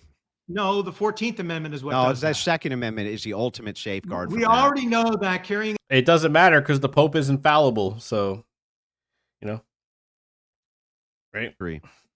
So wait, is that so? That's what I'm wondering. Are you promoting a revolution because you have no chance of repealing the 19th Amendment? You have no chance of repealing the 14th. And we had no chance of repealing Roe v. Wade, right? The thing is yeah. What do you mean you have no chance? All you got to do is enough political power. You can change any amendment. You can do anything if you could. That's the point of politics. Towards different forms of governance and different ideas. So I think Christians can do exactly the same. And I think that we can also elect politicians, which will erode these various things. Oh, well, what do you mean, man? After when communism? Yeah, but the Protestants aren't much better. But yes, I didn't used to believe that. I never really liked the Pope, and I don't really like the Catholic Church much. But like, I really don't like it now. I mean, there's no way to get around it. The Vatican is heavily involved in the Epstein stuff, and it's really, really bad. And I think that not only that, I think it's easy to track. And when you look at think tanks who work with these NGOs, the heads of them are most often progressives, and they utilize college campuses as a recruiting ground. Wait. How can I prove that? Because Christians? that's why they killed Charlie Kirk. That's why the progressives or this progressive killed Charlie Kirk, is because he was having such an influence on college campuses. He was a Christian. Oh, yeah, he was a Christian. Okay. Yeah. Weren't you raised a Christian? I was. Then you're a Christian. No, I specifically disavowed my I see. Christianity. So if the guy, just because the guy was raised by Christians doesn't make him a Christian? Got it. I don't think there's been any claim that he disavowed his childhood faith that I've seen from anything. It's Except he went and murdered somebody in cold blood, which is against Christian ethics. Well, have you read the story of Jael and Sisera in the Bible? Is modern? Can you show me an actual mainstream? Have you read the story of Ananias Can you show and me? Sapphira Can you in the Bible? show me a modern Christian church, a serious modern Christian church, which is advocating that you can just go and murder people? Any? You mean right now? Yeah, right now. The churches in Uganda that support killing That's gays. that's not a, when we're talking about a modern, I'm talking about the United States. Show me in the United States, the country which we're This guy doesn't even know the difference between denominations, brother. Like, first off, you're not a Christian just because you have faith in Jesus Christ. That doesn't make you a Christian. I've been through this argument 100 times. Even if somehow whatever the fucking kid, I forget his name, that killed Charlie. Even if he says he still holds his faith, which I highly doubt, by the way. Unless he's going to fucking church and he's doing all the traditions and he's fucking participating in the Eucharist, which he's probably not, and he's properly baptized, he's not a Christian. This is the argument I make with Protestants all the time, like Scriptum Solora or whatever the fuck it's called, is absolutely retarded. Socialist influence inside and how of about it. the Catholic Church in general? Would you say the Catholic Church? I would say that the taken over by Catholic Church Marxists? has a huge problem with progressive ideology, which came from Marxists as well. Yeah. So what would have protected the Catholic Church? Rigorism, like what Orthodoxy has, because they hate communists. And the reason they hate communists is because of their direct persecution by communists. 1 second. So the Orthodox Church was specifically built to withstand like these No, it wasn't built. No, it wasn't built specifically. Marxist things. Not built specifically to withstand it, but a byproduct of the rigorism is that it is able to. And do you follow the Orthodox apostolic tradition? Like, Yeah. do you think it's correct? I do. Yes. And do you think it's instituted by God through the apostolic tradition? I do. Oh, why is this broken? Okay. And so if the Orthodox Church says something is a heresy, then it is a heresy, period, right? Well, the Orthodox Church doesn't run the same way that you would find in we don't run that Catholicism way. with a pope or something like this. Yeah, that's correct. They have general consensus based on what their patriarchs say, but patriarchs can be wrong. So there's a structure to all of that, which is somewhat irrelevant to this. What is It's relevant here irrelevant. in which- It's irrelevant, and the point is that the patriarchs are not infallible, right? This is why they, discuss the things, right? It's not like the Pope. The Pope is an infallible king, right? The Pope cannot be wrong. When the Pope sits in his chair and he makes decrees, he's infallible, right? That's Vatican II, right? That's how Catholics operate, and that's why we don't agree with them. Patriarchs can be wrong. You can have, you can meet again, rediscuss things, and realize, hey, we didn't interpret this correctly. That's a normal political problem. But it is That a minor. not But it something is. that is a Hang on. Christian versus But if I can non-Christian demonstrate to you problem. that most Christians do want it abolished, Even if a minor majority wanted it, if it was 65-70%, that's just a political problem. well, then That's just a isn't problem everything just a to be political solved by problem? then? regular politics. Yeah. That's not something. Then that everything's just a requires political abandoning problem. The American settlement. Then everything's a So- political problem. What isn't a political problem? If we had a king, that's just a political problem. Everything's a political I want to problem. get back though. Hang on, to stop. I orthodoxy's want to make sure we got this protection against right. What I Catholicism want to has make already that has no bearing on the suffered. debate. What specifically here can you tell me, or please explain to me, what isn't just a political problem then? Isn't everything just a political problem? A normal political problem. What's is what an I'm saying. abnormal You're talking political about are problem? things that would be revolutionary, like getting rid of the 19th Amendment. How would that be? The 19th Amendment was revolutionary. Which three quarters of the state? Wait a second. Hang on. Right The now, you 19th would get the to sign ni- on the 19th to, Amendment. disenfranchising women. The 19th Amendment was revolutionary. What do you mean? The 19th Amendment followed many states having already given women suffrage. No, most of the early states, women voted against it. They voted against the right. When they had the right to vote, they voted against the right to vote. That's Okay, one. So you And understand two, that the 19th hang on. Amendment got Let's two-thirds dive- of both houses Yeah, and of course. three-quarters of the states, right? So hang on. It's irrelevant. That part is not the relevant part to what we're discussing. What's relevant is it is whether relevant. what's relevant here is whether or not it is the case that you say there's normal political problems and then abnormal political problems. And then you say there has to be some sort of thing which is By the way, he's lying again. The only states that had women's suffrage prior to the 19th Amendment were, let's see, 1, 2, 3, 4, 5, 6, 7, 8, 9, 10, 11, 12 states. Yeah, that's a super majority, bro. 12 states had women's suffrage prior to the 19th Amendment. You're right, dude. Super majority. Wow, crazy. And already formed. But why would there that are no states why would it be right the now case? that have Yeah. disenfranchised So as long women? as But when those states are not disenfranchising women, one that state would be revolutionary. as long as one it would be state- taking how? something that currently exists and removing it. That's not what something that's revolutionary is. Something that's revolutionary is something that's brand new and it's big Yeah, and that it's breaks up the existing order in a no. way. Oh, like literally the structure of the country is designed around amendments to the Constitution. Like it's not revolutionary to revoke an amendment or add a new one. That's not revolutionary. No, neither one were. Why not? Because they're not fundamental restructurings of the A fundamental restructuring of the government would be like removing a branch. It'd be like removing the judicial branch or fucking removing the legislative branch and just saying Congress and the Senate are irrelevant. Like that's revolutionary. Those are core founding principles of the country and the foundation of the country and how it operates. Giving women abortion rights and then taking them away is not revolutionary. literally That lethal back. completely restructured how American society was even able to operate. It gave rise to bootleggers, gave rise to the organized mafia. It was a completely revolutionary act. The whole by your metric, how Okay. could that not be?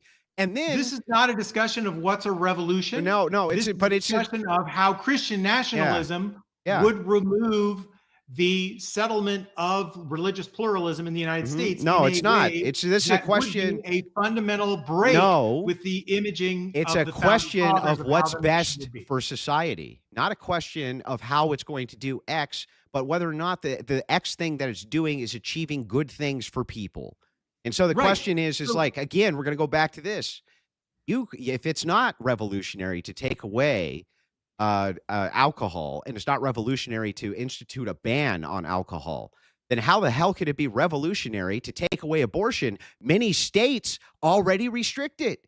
And by your metric, you say as long as states are already restricting it, so would it be revolutionary for us to completely overturn Roe I don't v. think it Wade? would be a revolution one direction or the other. What Okay. happens with abortion? But very, very importantly, there will By your never be earlier no definition, abortions, it there will would. never be no sex work.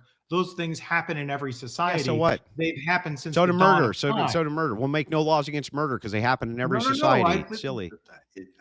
Again, there's clearly laws against murder, and there are clearly Yeah, murders. exactly. The question is how you will deal with those legally, and whether you Yeah. have the political Do you, will. well, do you agree with to me? get your coalition on board? Yeah, to get it exactly. Do done? you agree with me that the abolishment of murder, saying that murder is a crime, acts as a deterrent? Well, there's no federal mandate about how states have to treat murder. States' murder laws come from the The common feds law. have their own mandates for how they treat Yeah, murder. there's a federal murder law. Yeah, but that that's applies because to of a certain federal separation. statutes. That's because of the separation of powers via the 10th Amendment. But the Yes. thing Correct. is that the states, they do have to adhere to rigorism between interstate, right?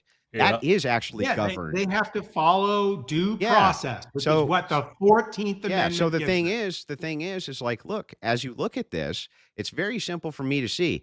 You agree with me that murder laws are a great deterrent. They have to act as a deterrent. If you made murder Oh, legal I- tomorrow, a lot more people would get murdered, right?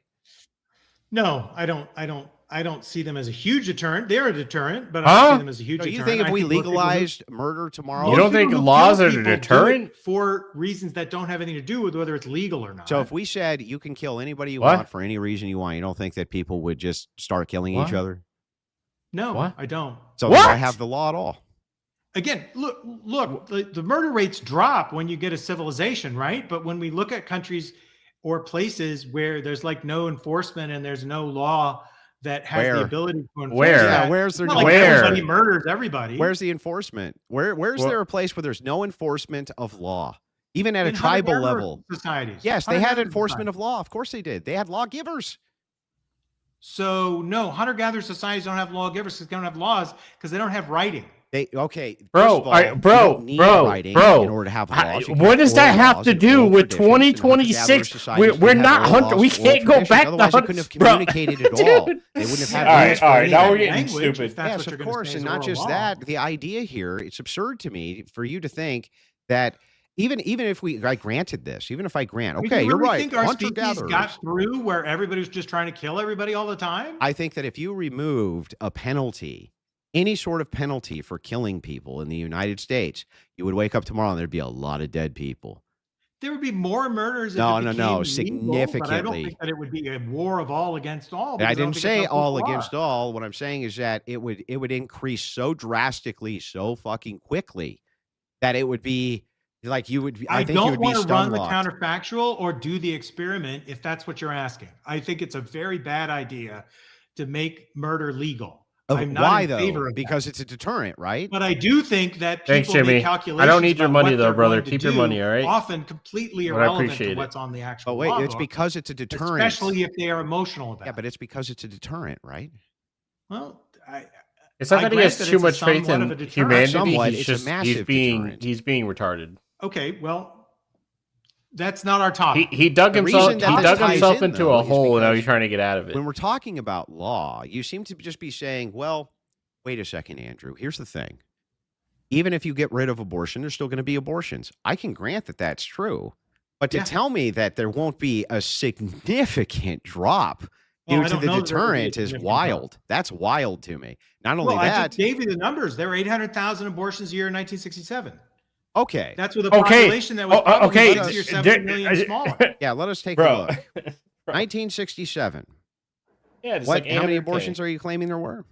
800,000. Between 600 and 800,000 is the best It was like estimates. 820K, yeah. And there's over a Okay. million. And why? What's your reasoning for why? My reasoning for why is Mhm. because there was less contraception at that time. Contraception was less effective. And so Bro, no, Not no, no, no, no, because no, no, there no, was a no, no, no, no, no, significant no. shift in the No, no, Abortion no, no, Act no. in 1967 in Great Britain, which legalized it up to 24 weeks. That's not why. in Great Britain, I'm not talking Yeah. about Great Britain. I'm talking about the United States. Oh, I thought you were talking about Great Britain here. No, No, I'm talking about before Roe v. Wade in the United States. gotcha. Sorry. So let me make sure here. abortions, United States. Okay. I actually cannot find these numbers. Well, I mean, I found them, but it's Google AI. Where can I find? This is not the issue I'm here. Hang on. Where can I find these numbers? They're broadly estimated by scholars who study this issue. I don't want to get off track on that. Yeah. By the way, like, just remember, this was not kept track of, right? It's just speculation. So even the AI the Google AI that lies speculates from 200,000 to 1.2 million in 1967. Do you know why the averages are so high and like that much of a difference? Is because they have no fucking idea. They're just guessing, right?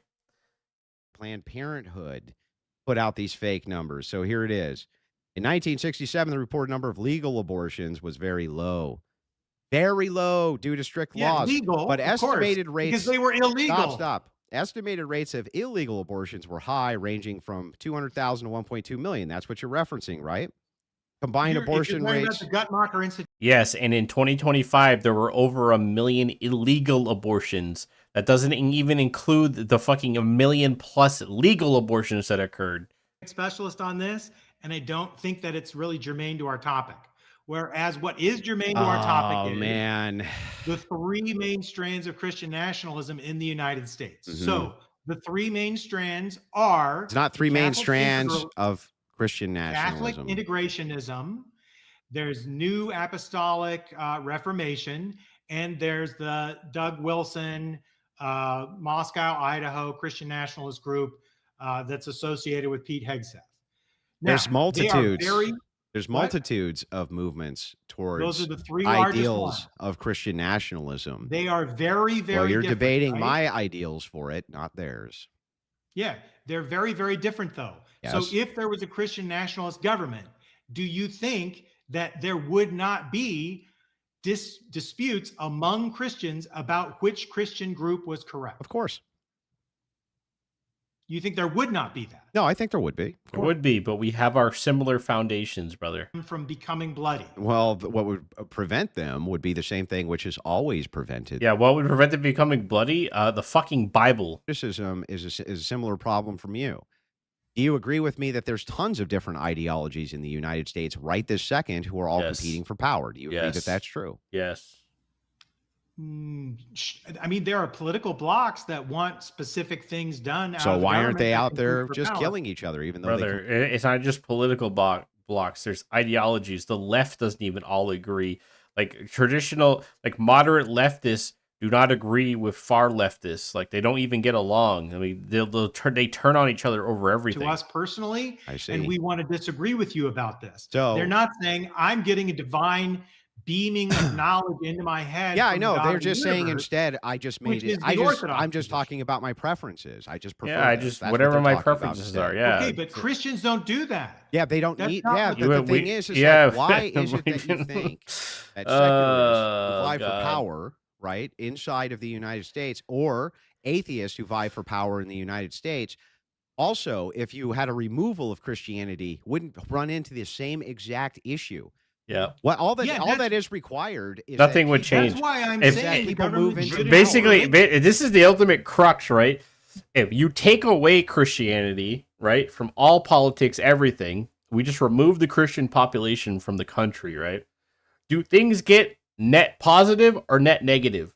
I'm willing to bet things get a lot worse, right? Now, if you added more Christians, would things get a net negative or a net positive? It'd probably be better, right?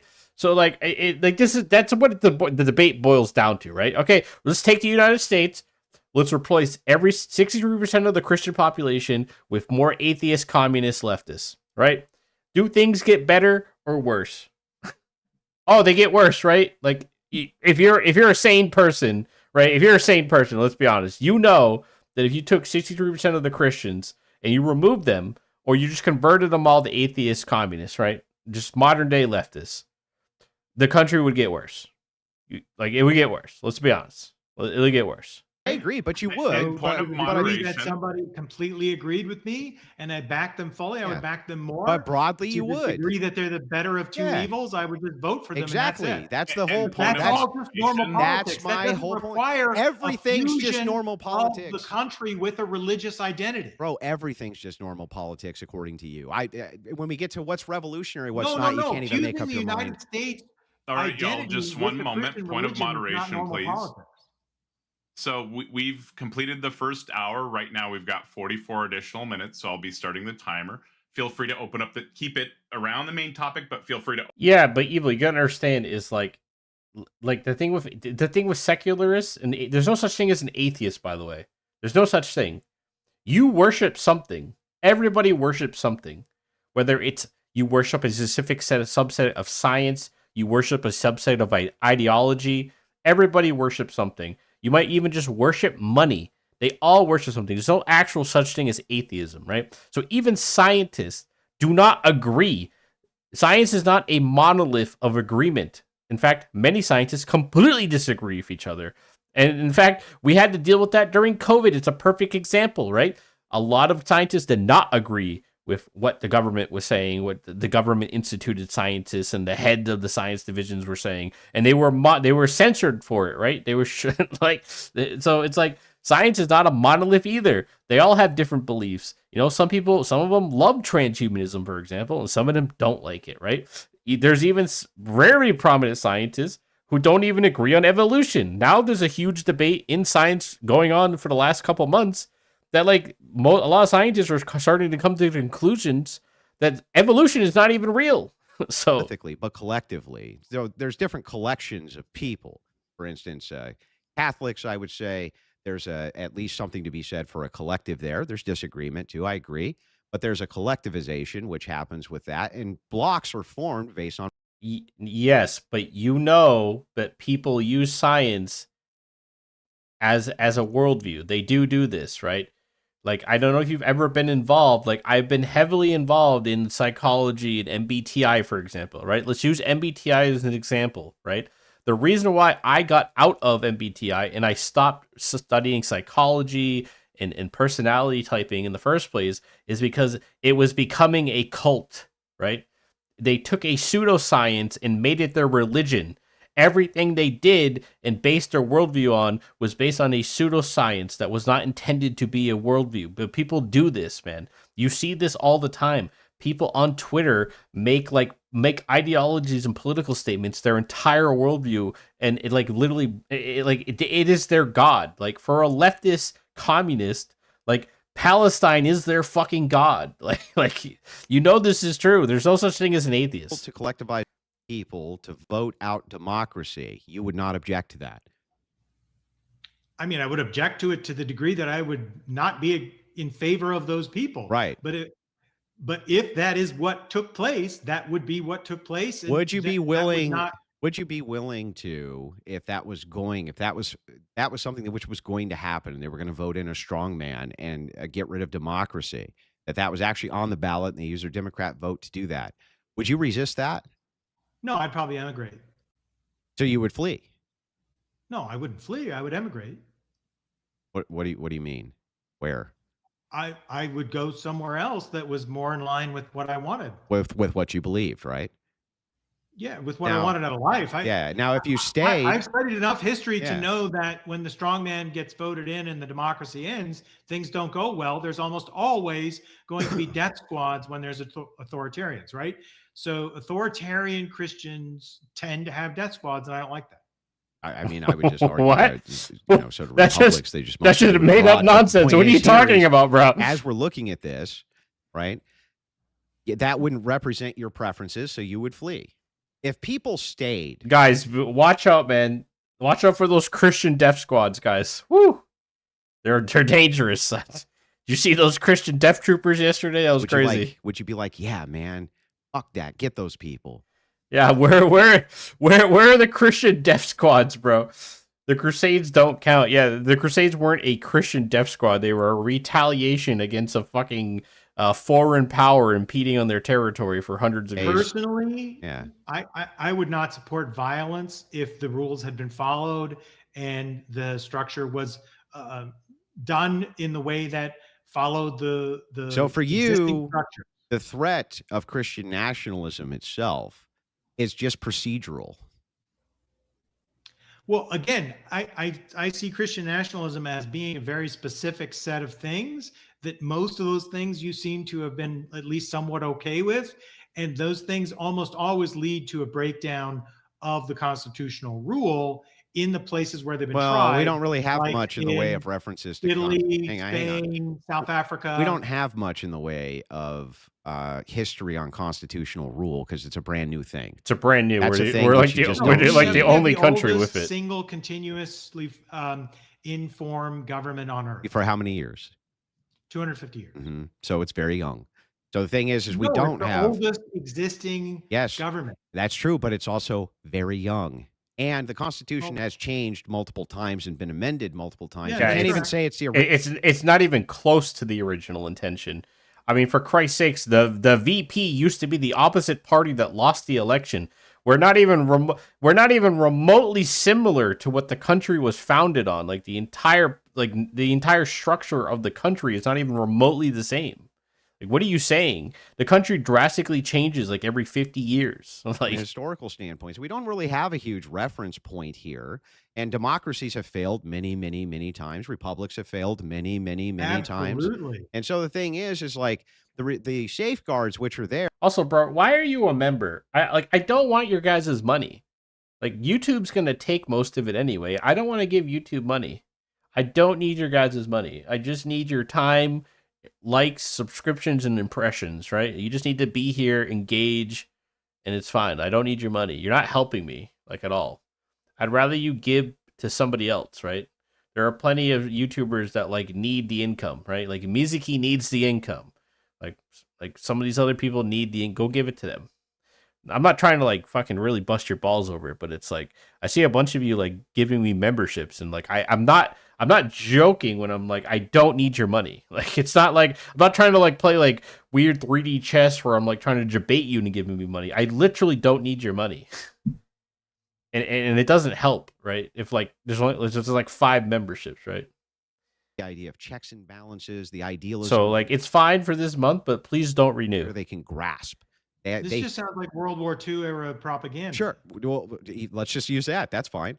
Right? Was that good for the nation? And if you would prefer, instead of giving it to me, you want me to tell you who to give it to, then I'll do that instead. If that's really what you want to do. That I want to capture ideologically people by doing the exact same thing, using top-down propaganda, the invigoration of the American family, the various ideas of unity under Christian ethics, the idea of there's one type of family unit which we should strive toward, which is a mommy and a daddy. Yeah, but the thing is, hang on. Why would you buy Night Owl? You are literally sponsored by the same company. Why would you buy tea using my link? What are you doing?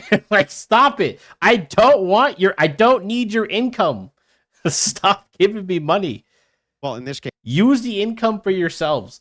Go invest the money, right? Like give it to somebody who actually does real content and needs the money. Block for a big enough thing.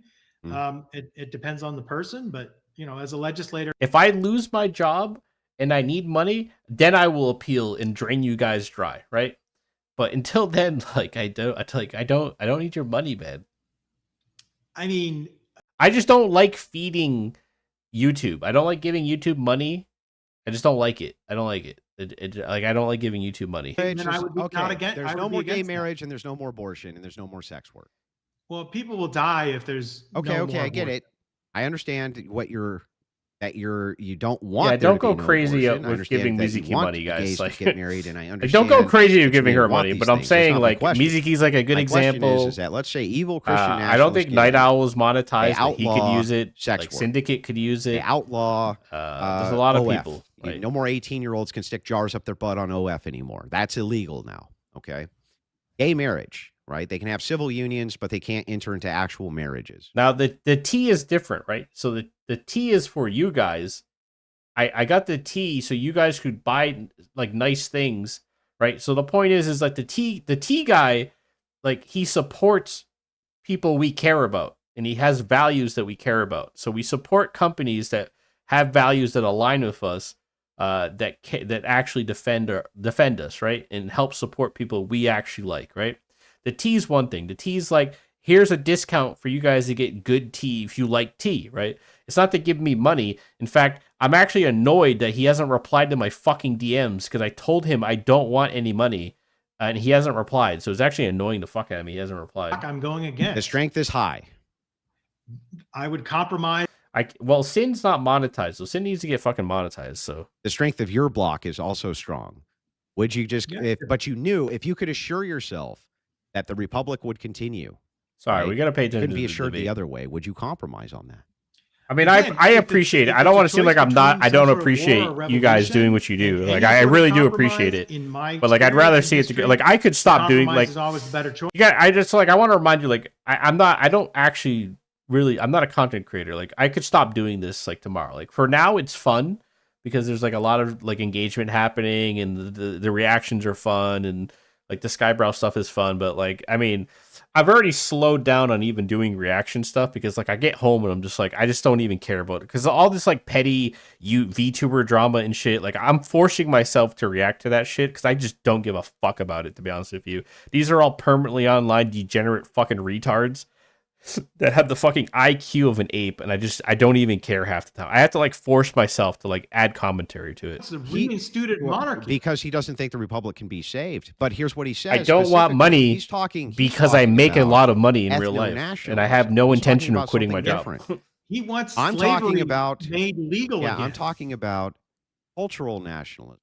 I'm talking about an idea of shared culture, shared values, shared idealism.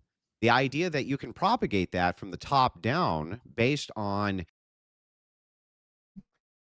Uh-oh. Uh-oh. Uh-oh. Uh-oh. Uh-oh. Rip Bozo. No, man, it's like, so it's not about, yeah, they have free will, but like, I also have the ability to direct their free will, right? Like, cause like I'm the one accepting the money, right? So it's like my point is like I'd rather see it go to people who actually want to make content creation as a full-time job and actually make real legitimate content and need this financial support, right? That's the point I'm trying to make. It's like, it's not that I'm not appreciative or anything, and you guys can continue to do it, right? You can just tell me to go fuck myself, and you can just keep doing memberships, but I'm probably just gonna end up like donating the money or something anyway. So membership canceled. Wait. You know, I was just kidding, Evil. Just kidding. Renew it. 6 months. 6 months. No, I'm just kidding. Yeah, I think his shit died. Let's refresh it. Yeah, this might be over. Rest in pieces. Yeah, man, listen, if you want to support, you can support. I'm not going to stop you guys, but like I just want to warn you that like I could stop doing this at any point, right? So like, so I don't want you to feel like you wasted your money because I disappear one day. Dude, this shit's cooked. The fuck? Money Rant killed the debate. Fuck, dude. I watched Tectone. By the way, this guy is the most like leftist retard on the planet. He did the typical leftist thing of like fucking showing all the Donald Trump allegations, and then he literally purposely like right here, towards the end, he blacked out. He's like, I covered up all the really gross stuff. This fucking faggot blacked out all of the FBI notes that said all of this shit was bullshit. Like. Oh, it's so great. And then Tectone might be the most retarded dude I've ever seen in my life. I love Techie, right? I love Techie. He's come a long way. But goddamn is he fucking retarded. Like, he is fucking dumb as bricks. This guy's like, oh, is any of these Epstein files actually real? I just don't know. He's reading emails, like they're verbatim emails, and he's like, are these emails real? I'm like, yeah, the DOJ published fake emails, Tectone. You fucking idiot. Like, it's like, bro, you're so fucking dumb, man. Like, I swear to God. I mean, are they gonna fix this or are we just cooked? I ain't gonna lie, I don't want to watch it. Maybe the other guy's live. I don't want to watch it on the other guy's channel because he's a fucking disgusting atheist. I'm just kidding. This might be cooked, boys. Honestly, it was getting to the point where I think he was starting to get backed into a corner anyway, so he was starting to play whataboutisms, and it wasn't going too well for him. I wouldn't feel like it's a waste. Actually, you get a lot of respect points. Hey, man, if you want to continue your memberships, feel free, brother. You know what I'm saying? I'm not going to stop you. But, like, I would like it to go to better places, right? Why are you worried about our money getting wasted? Because, like, I don't know what your financial situation is, but, like, I'm not somebody who needs money from any of this. That's the point, right? And if it gets to a point I do, then I don't know, I'll say something. But like it's not like the thing is like I don't even make original content. So like I don't even like monetizing the videos in the first place because like all I do is reaction slop. And unfortunately I have to monetize because if you don't monetize the video, YouTube just literally will not even put it in the algorithm. So I learned that the hard way a few times. But like I said, you guys can do whatever you want. It's your money. It's just like if you don't have to. Rich Grifter, the quarter ring sucks. Massive hit piece. Good job. Okay. I mean, yeah, Jeremy does kind of suck. He is kind of a fucking retard. But I think this debate's dead, huh? Looks like it. I'm not even a member. I have no stakes here. Why am I arguing?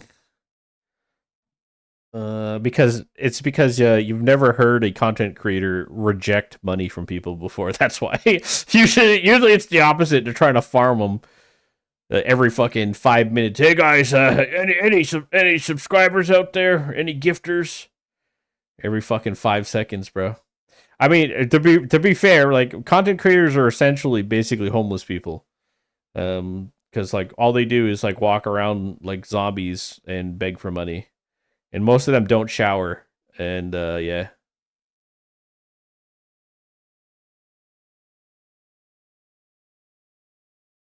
Yeah, as a filthy pagan infidel. Yeah, I think anybody who's, like, not, like, fucking brain rotted would definitely prefer to be around Christians, right? Like, so if you had to pick to be ruled and governed by, Christians, Jews, or Muslims, which one would you rather pick? I think we all know which one you would all pick, right? Because the entire Western world is already propped up on Christian ethics in the first place. Yeah, I do my channel because I enjoy the hobby and I'm autistic. Yeah, I do this for the love of the game, right? We only do this because you guys show up. Like, if you guys don't show up, we don't know if you shower, though. Well, I go to work every day at 5 in the morning, and I run a multi-million-dollar business. So, yes, I do wake up and shower. In fact, I shower more than I should. I shower too much, actually. It fucks up my skin, so I'd rather not be ruled by theocracy. Yeah, so bro, having a government that bases policy on, Christian ethics and Christian morality is not a theocracy, right? We're not talking about integrating the church into the state. Nobody's arguing that. Right? We're not arguing integrating the church into the state because that would be impossible because Christians don't even agree on what church is the real church in the first place. Right? So like which church, right? There's literally fucking hundreds of denominations, right? So like it's just we want to base policy and policy decisions, and we want to base leadership and leadership structure of the country based on Christian ethics and morality, right? So like a good example would be banning pornography, right? Sex work would be banned. So if we just think about it, if we banned sex work and pornography, right, tomorrow, would that be a net negative or a net positive on society as a whole? Yeah, Christianity is not always a theocracy, guys. Like you realize that like most medieval countries were were Christian national states, right? Now it's a little different because there are monarchies, but like, what do you think the monarchs were? How do you think the monarchs governed? Like, as long as hentai is left alone, no, that's got to go too, bro. Your brain's rotted, bro. You got to stop gooning.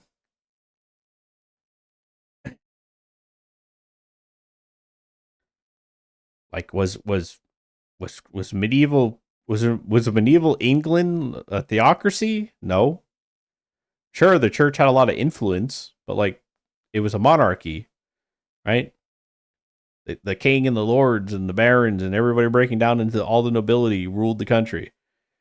But they operated and made policies and did actions based on the church, right? Yeah, the Church of England did not control the government. It just had influence of it. Now, the Church of England if the monarch was bad and was degenerate and fucking like a piece of garbage, the church had a lot of influence to kind of, get him out of power, which is good, right? That's a checks and balance system.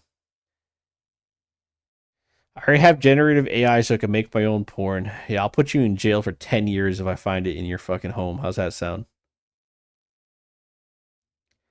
I don't know, brothers. I mean, guys, like that dude, this dude was literally arguing for status quo, right? So let's break down. What is this current status quo of the modern world, right? The modern world is not run off of Christian ethics and morality. Like there's a strong foundation. Well, Rob North streaming, is this still going? So when I go to a Republican event and I'm like talking to people, I'm not saying, hey, I need to give me a job, put me in charge. I'm not saying that. I'm like, here's what Rob Noor is incredibly intelligent, by the way. It's like one of the smartest motherfuckers on the planet, especially when it comes to politics. Go to horny jail. I mean, I just don't get it. Like, so if you read the fucking Epstein file, I'm not playing Helldivers right now. Oh, yeah, no, okay, yeah. Yeah, they had a bunch of buffs. I'll play this weekend, right?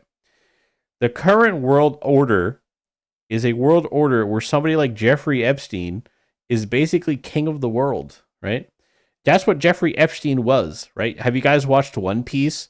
You know the moment in One Piece when you saw like the empty throne and you had the four elders, right? So picture the four elders are like the four major fucking players in the world, right? Like China, Russia, America, and then I don't know who the fuck else you want to put in there, right? Let's just say like South Korea or Japan. Japan's like the fourth or fifth highest economy, I think, right? So let's say Japan, just for sake of argument, right? So like China, Russia, Japan, and fucking America, right? Those are the four elder stars or whatever. Actually, there's more than four, right? Yeah, whatever. So they're the elder stars, right? And you have the empty throne, which is like the world government, right? So it's like it's almost, and it's empty, right? And then Jeffrey Epstein comes out and sits on the empty throne. And you go, what the fuck is going on? So it's like, that's One Piece. Like One Piece predicted the world order, right? You have all these countries. You have this big fancy government and the elders and all like the reverie and all these countries meet up to discuss things. But the reality behind the scenes is Jeffrey Epstein sitting on the empty throne ruling the world. That's literally what was going on, right? For the last 30 years. This dude was running the fucking world behind the scenes.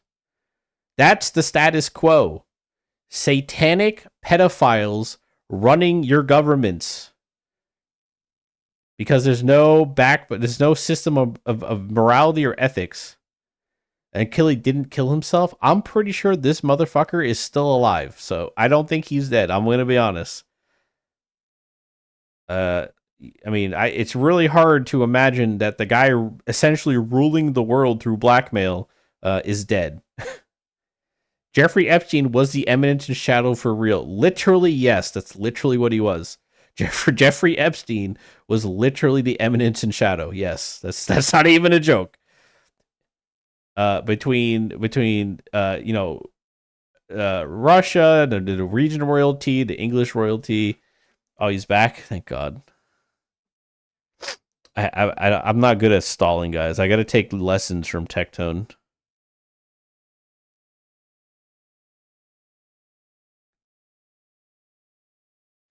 So like I don't know how I don't know how at this point you guys aren't willing to try something new. And the thing is like a Christian nationalist state is not even something new. It's traditionally what we had as for many thousands of years. Like is what we always did.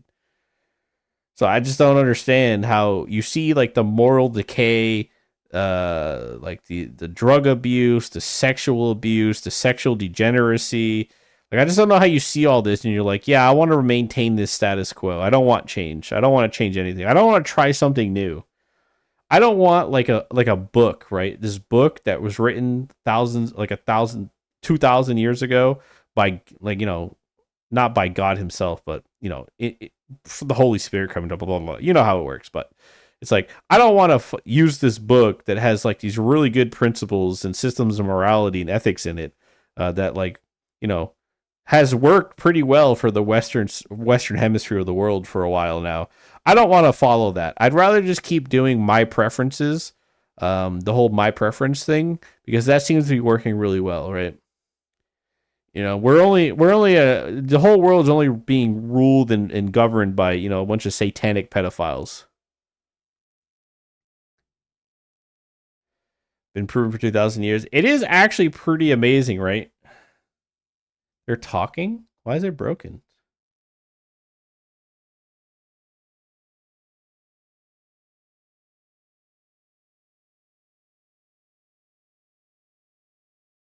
I think Mr. E's fucking this up. I think he's the problem. I don't know. It should kick back on.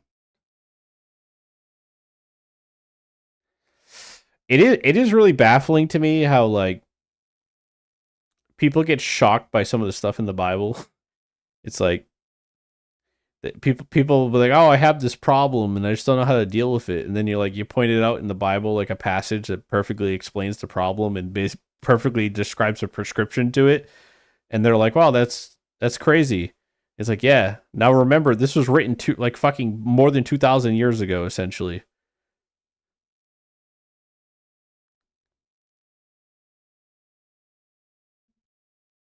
Oh man, I want to change, man. After reading through the Epstein files, I just like,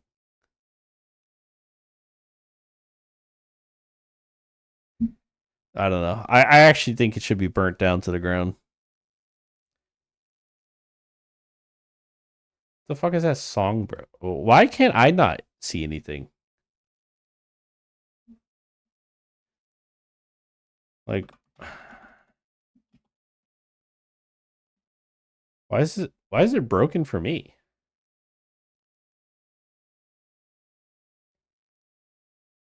Hey, this guy's chilling in here.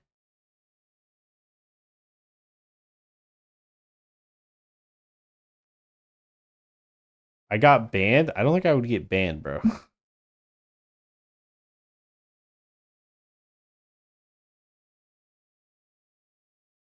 Why would I get banned? You also can't ban somebody from viewing a stream.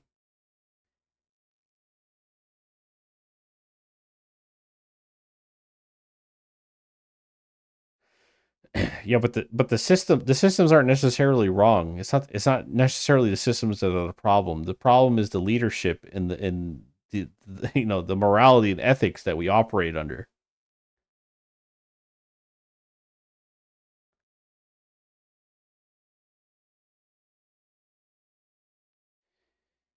If the entire country is holding leadership to if we all agree to a set of values and standards that we apply equally to everybody, including the leaders, it would make everything better, right? The problem is everybody has their own preferences of what they think is right and wrong. Instead of us having a core fundamental set of principles that are right or wrong, right? Instead of just, you know, following the Bible, right? If everybody followed the Bible, I mean, let's just be real, bro. If everybody today in America converted to Christianity, proper Christianity, like Orthodox, Greek Orthodox Christianity, or Antiochian or Russian, just Eastern Orthodoxy in general, right? And everybody today became a Bible believer, and we all agreed to follow the standards laid out in the Bible, would the country be better or worse? Would your life improve or deteriorate? I'm willing to bet your life would improve. I'm just saying. I think inherently we all know that if we all converted, everybody in the 330 million people in the United States all decided tomorrow that we're all going to become Christians, we're all going to adhere to the Bible, we're all going to participate in church together. I guarantee you, everything would improve drastically. No, your life would definitely change. I just looked up, the shit is just off. Yeah, it's not on, yeah.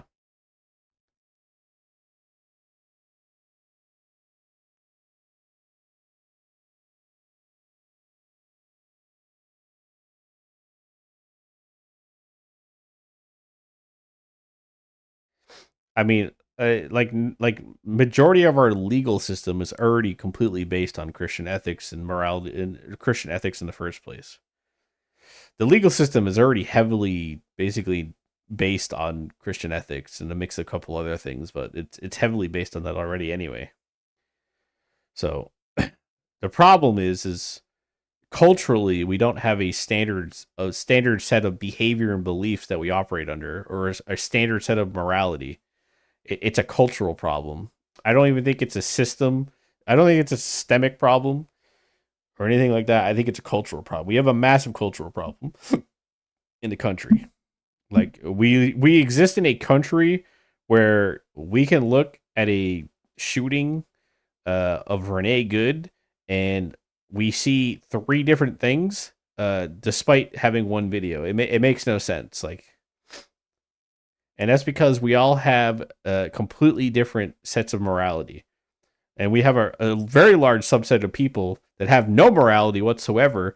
It's just based on their preferences and whatever their political view is.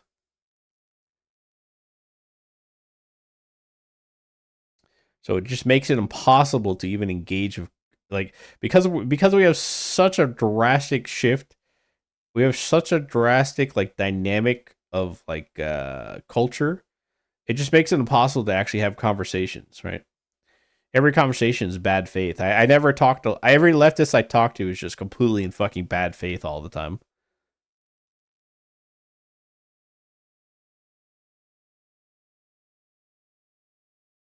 Bro, is this coming back or what? This has got like 10 minutes to come back, and then I'm just gonna peace out. Culturally, we seem to be at each other's throat. Yeah, because some of us operate on a set of standards and the rest of us do not. Yeah. Like I said, for a lot of leftists, they pick and choose which laws mean anything to them when it's convenient, right? It's kind of like the Don Lemon thing. Don Lemon violated the FACE Act. What is the FACE Act? It was a law put into place to protect abortion clinics by Democrats. Democrats made the FACE Act. They created it, right? And as a point of compromise, because that's what you do, is you compromise, right? They agreed to include churches in the FACE Act. Don Lemon violated the FACE Act very blatantly. It's pretty there's no if, and, or buts around it. He violated the FACE Act, right? A Democrat established law, policy. But now, suddenly, because it doesn't help them politically, they don't believe in it anymore. Now they don't believe in the FACE Act. Now they think it's not real. Now it's a Republican policy. It just makes no sense. We can't have a country where we coexist with people who just have no actual fucking moral foundation or a standard of ethics. You just can't. You can't talk to them. You can't engage with them in good faith. It's just impossible to deal with them, right? Because it's all preferences. They pick and choose what they believe in, what they don't, out of whim, if it's beneficial to them, right?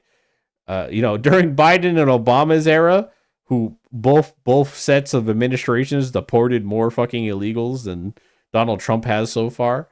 ICE was fine. ICE is great.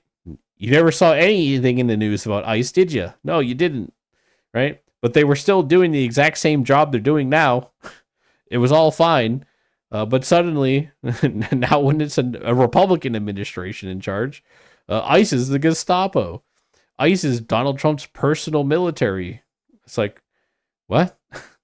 Bro, like, do you like, if you ask leftists on Twitter, they genuinely believe that Donald Trump made ICE. They believe ICE is a new invention that Donald Trump just made. Like, they're actually retarded. Like,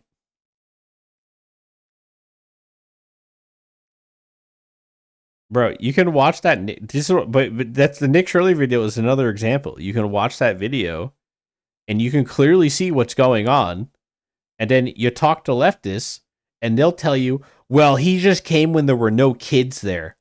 It's like, bitch, he even tried to sign up his children, and they told him to fuck off when he tried to sign his children up. Like, how do you watch the Nick Shirley video and not see what's going on there? They see a different reality, and whether they do that intentionally and they're purposely just being retarded and pretending like they don't understand what they're looking at, or like they're generally fucking delusional and retarded, I don't know personally. I really can't tell. Like, whether they're possessed by demons or something, I don't fucking know, bro. But it's like, we have a massive problem where it's like, we have a massive problem where a large majority of us like agree and understand that we have to operate under a certain set of standards and laws, right, to maintain civility and order in the country. And then you have a whole nother set of people that just pick and choose what laws are convenient to them based on their preferences. Oh, there we go. Fucking finally. Yeah, it ain't great on my end, but whatever. We'll do the best we can do with what we got. All right, Kurt, you want to get back into this? Let me Absolutely. All right. So the question that I was asking is whether or not you would be willing to support, if you were able to keep these kind of republic values going, if you'd be willing to make compromises on things like abortion, on things like gay marriage, on things like this. That was what my question was. Yeah. So as a legislator, if it was going to be something that went against my understanding of what was the best for my constituents, I wouldn't compromise on it. It just depends on the exact compromise that would be being made. And that's the kind of thing that just happens all the time. Which is fair. That's fair to me too. So if we're looking at it from a matter of beliefs, if it's a matter of belief of what represents the Christian viewpoint the best, and the collective of people who are in it who agree with you as part of that power block, then don't you think that those people are going to do what's in their best interest? And what's in their best interest is going to be to limit gay marriage. It's going to be to outlaw abortion. It's going to be to do all of those things, right? So like the question is, right now, the way the Supreme Court has the decision set up, the gay marriage is an equal protection finding, right? So that comes from the 14th Amendment. So you would need legally to either do a constitutional amendment, or you would need to like make a legislative carve out that the court wouldn't invalidate because of equal protection. Yeah, that's you talking about. That's you talking about legislative solutions, right? What I'm saying is that Christians are going to push towards methodologies which suit their worldview. And the thing is like, but what that's been the case since case since the founding. Yeah, the question then becomes is like, what basis do you have to criticize that? Because it's the exact same thing you're doing. The same exact thing you're doing is trying to legislate based on beliefs and issues that you think suit your worldview, and have not one time during this debate actually made a compelling argument for how it is that Christians, and this is your official position, that Christian nationalism is bad for you've not one time demonstrated that. How is it actually bad for Christians to push towards Christian nationalism in these issues?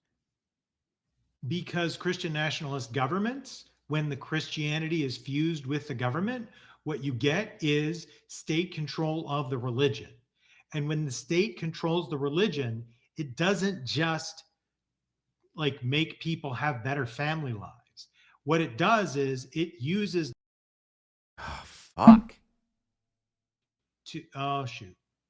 totalizing control over the church to institute changes to doctrine, right? Roger Williams brings this up all the time. Is some fucking loser like DDoSing him or something? Hang on. He's back. Sorry about that. I only lost a second. Did you hear Go that? ahead. Yeah, this sucks so bad, but go ahead.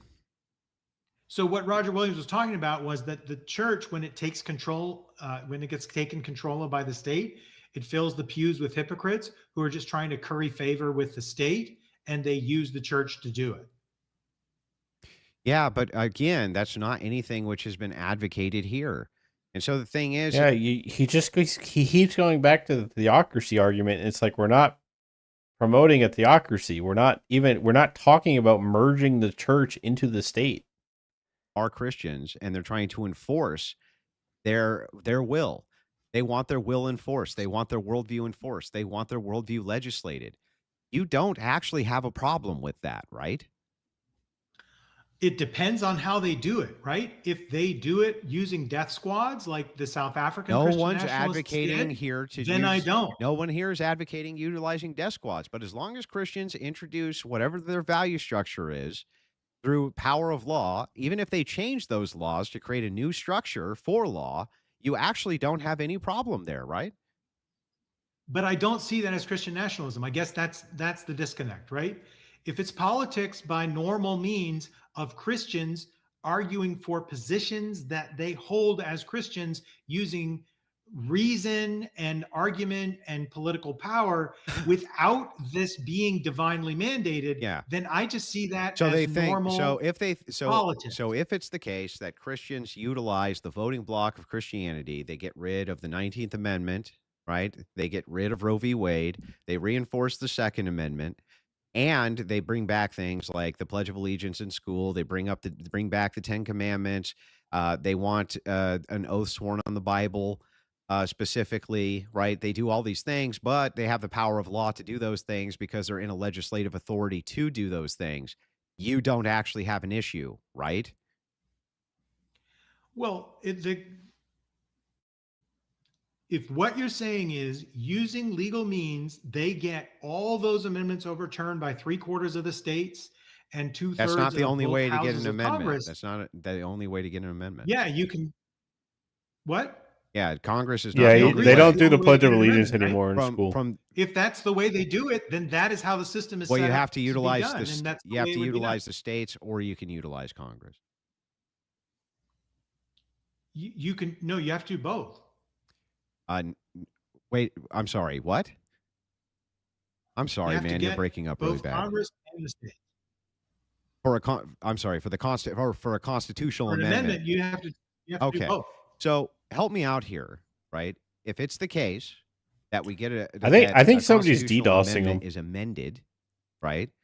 Or in some way retracted, and it's done via the power of a voting bloc constituency who gets their government in power, you don't have an issue with that, right?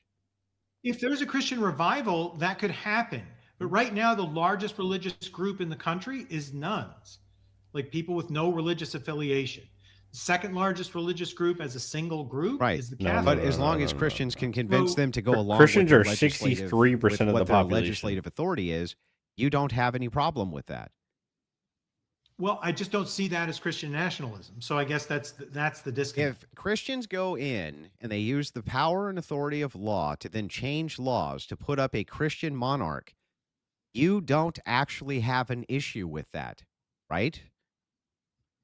I just think that's. Can you answer my like, question? You don't actually have an issue if with it that, is right? legally done, I don't think it could be legally done. It I could don't be think you legally could done. establish It could be. that kind of an amendment. If It could Christians be. could establish a legislative authority and put in, let's just say that they got rid of, I don't know, one branch of the government. They amended the Constitution and now you only had two. Or let's just say they eliminated two and now you only have one.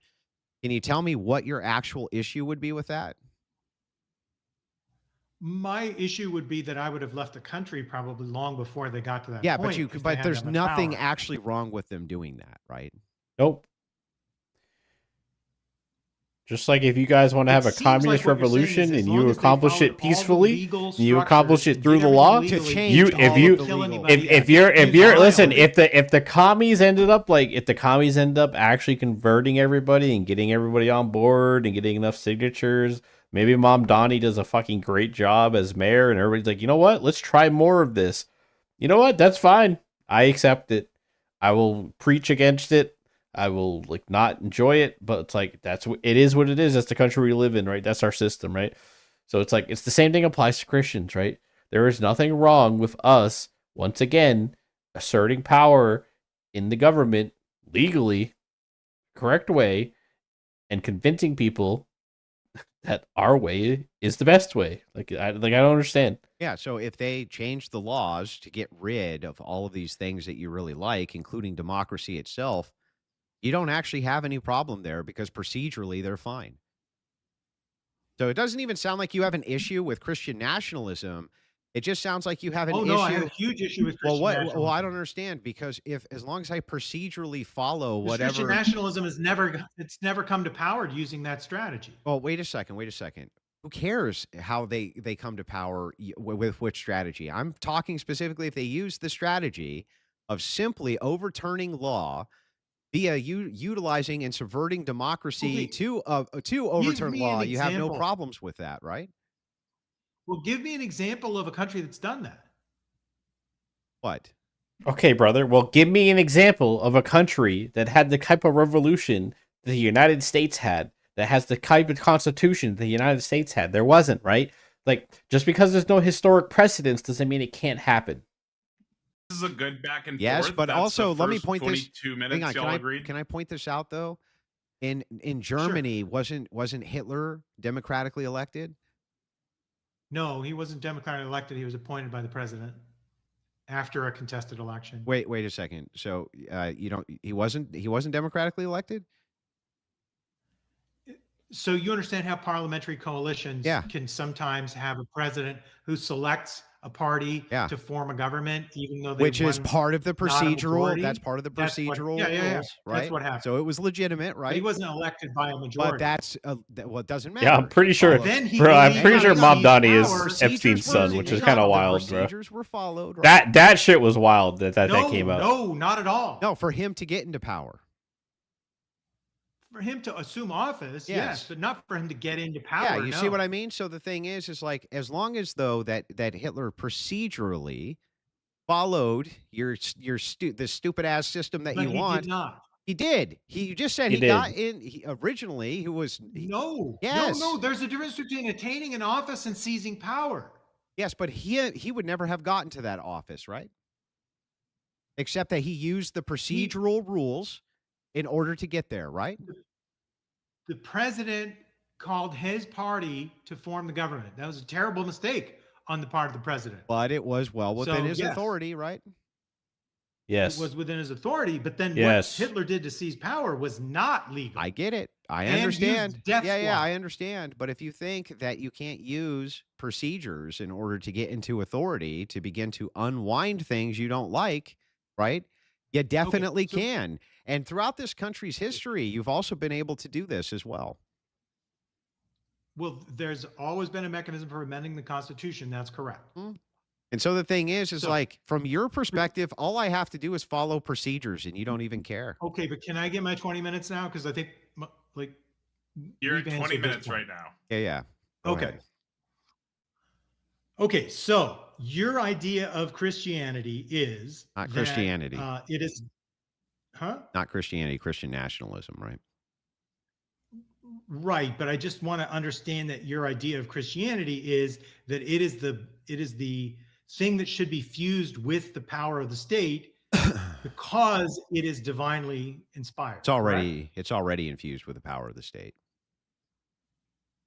I don't know what you mean by that. Then. Yeah, so people who get into office, you're saying we are already a Christian nation? No, I'm saying that there's an infusion with the state already because when people get into office and they govern based on their conscience, they govern based on their beliefs, and they govern based on the structures. So people already govern from belief.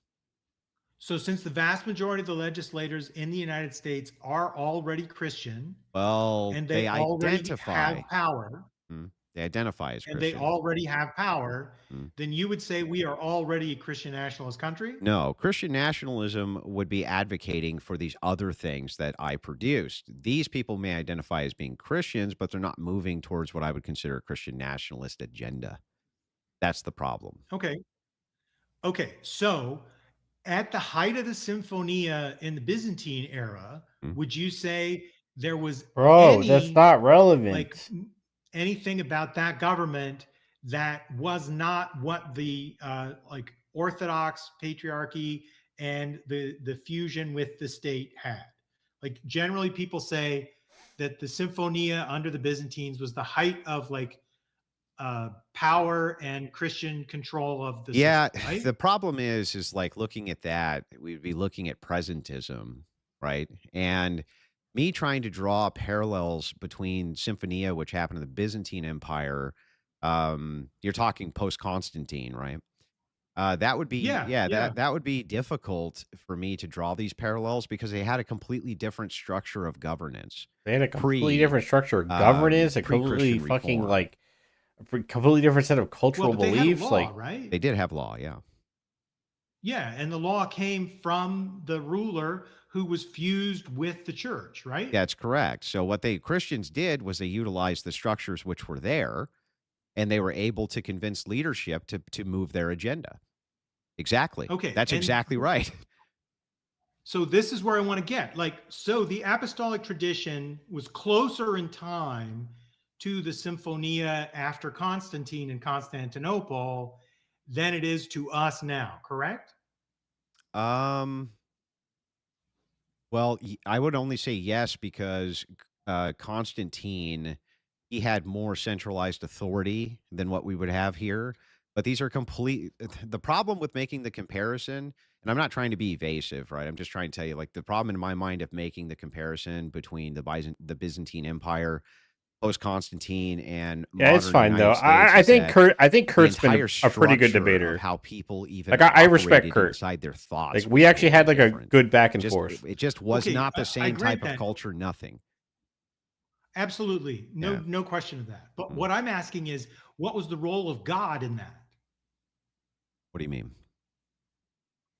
Well, did God protect this Symphonia? Was God like ruling through this fusion of the church and the Caesar? I would not deign to tell you what the motivations of God were himself. Yeah, we can't do that. If you're asking me, like, I If- don't know. yeah, I don't know what if the you're trying clarity to is. say that You're the saying Byzantine God- Empire okay, fell you despite defended being the apostolic tradition. yeah, several that's a times, right? stupid. Because That's stupid you because say it's yeah. divinely mandated. Well, No, that's not what I you was- said. When I was referencing apostolic succession, I was saying that was a safeguard against basically externalities corrupting the tradition. I wasn't talking about divine command. Yeah, this or is any kind of that. a red herring. I don't know where you came up with that. Okay, but no, I just want to say, like, if the apostolic tradition is a safeguard and it does have like this divine mandate from the time of the Lord There's until now. no. There's a safeguard. And the no. apostolic tradition was active during the Symphonia. Yeah, you're drawing parallels that I So didn't it doesn't make. do anything. You're drawing parallels I didn't make. What I'm saying is that Well, yeah. Hang on, I'll I'm clarify. not necessarily. I'll clarify.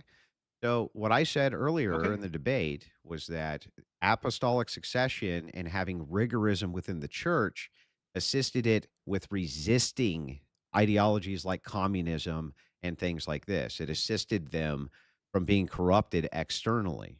That was what my whole point was Okay, there. but it didn't resist them from like they didn't resist iconoclasm, for example.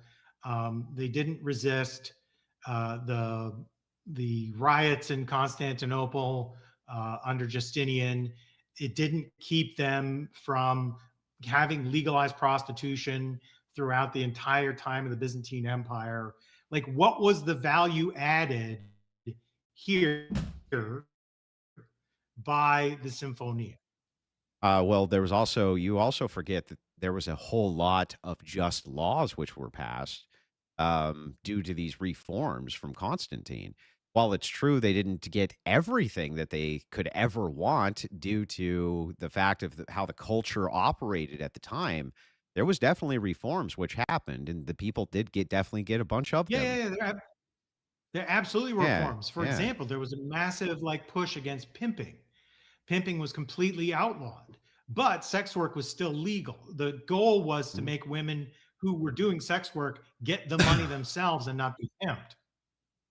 Okay.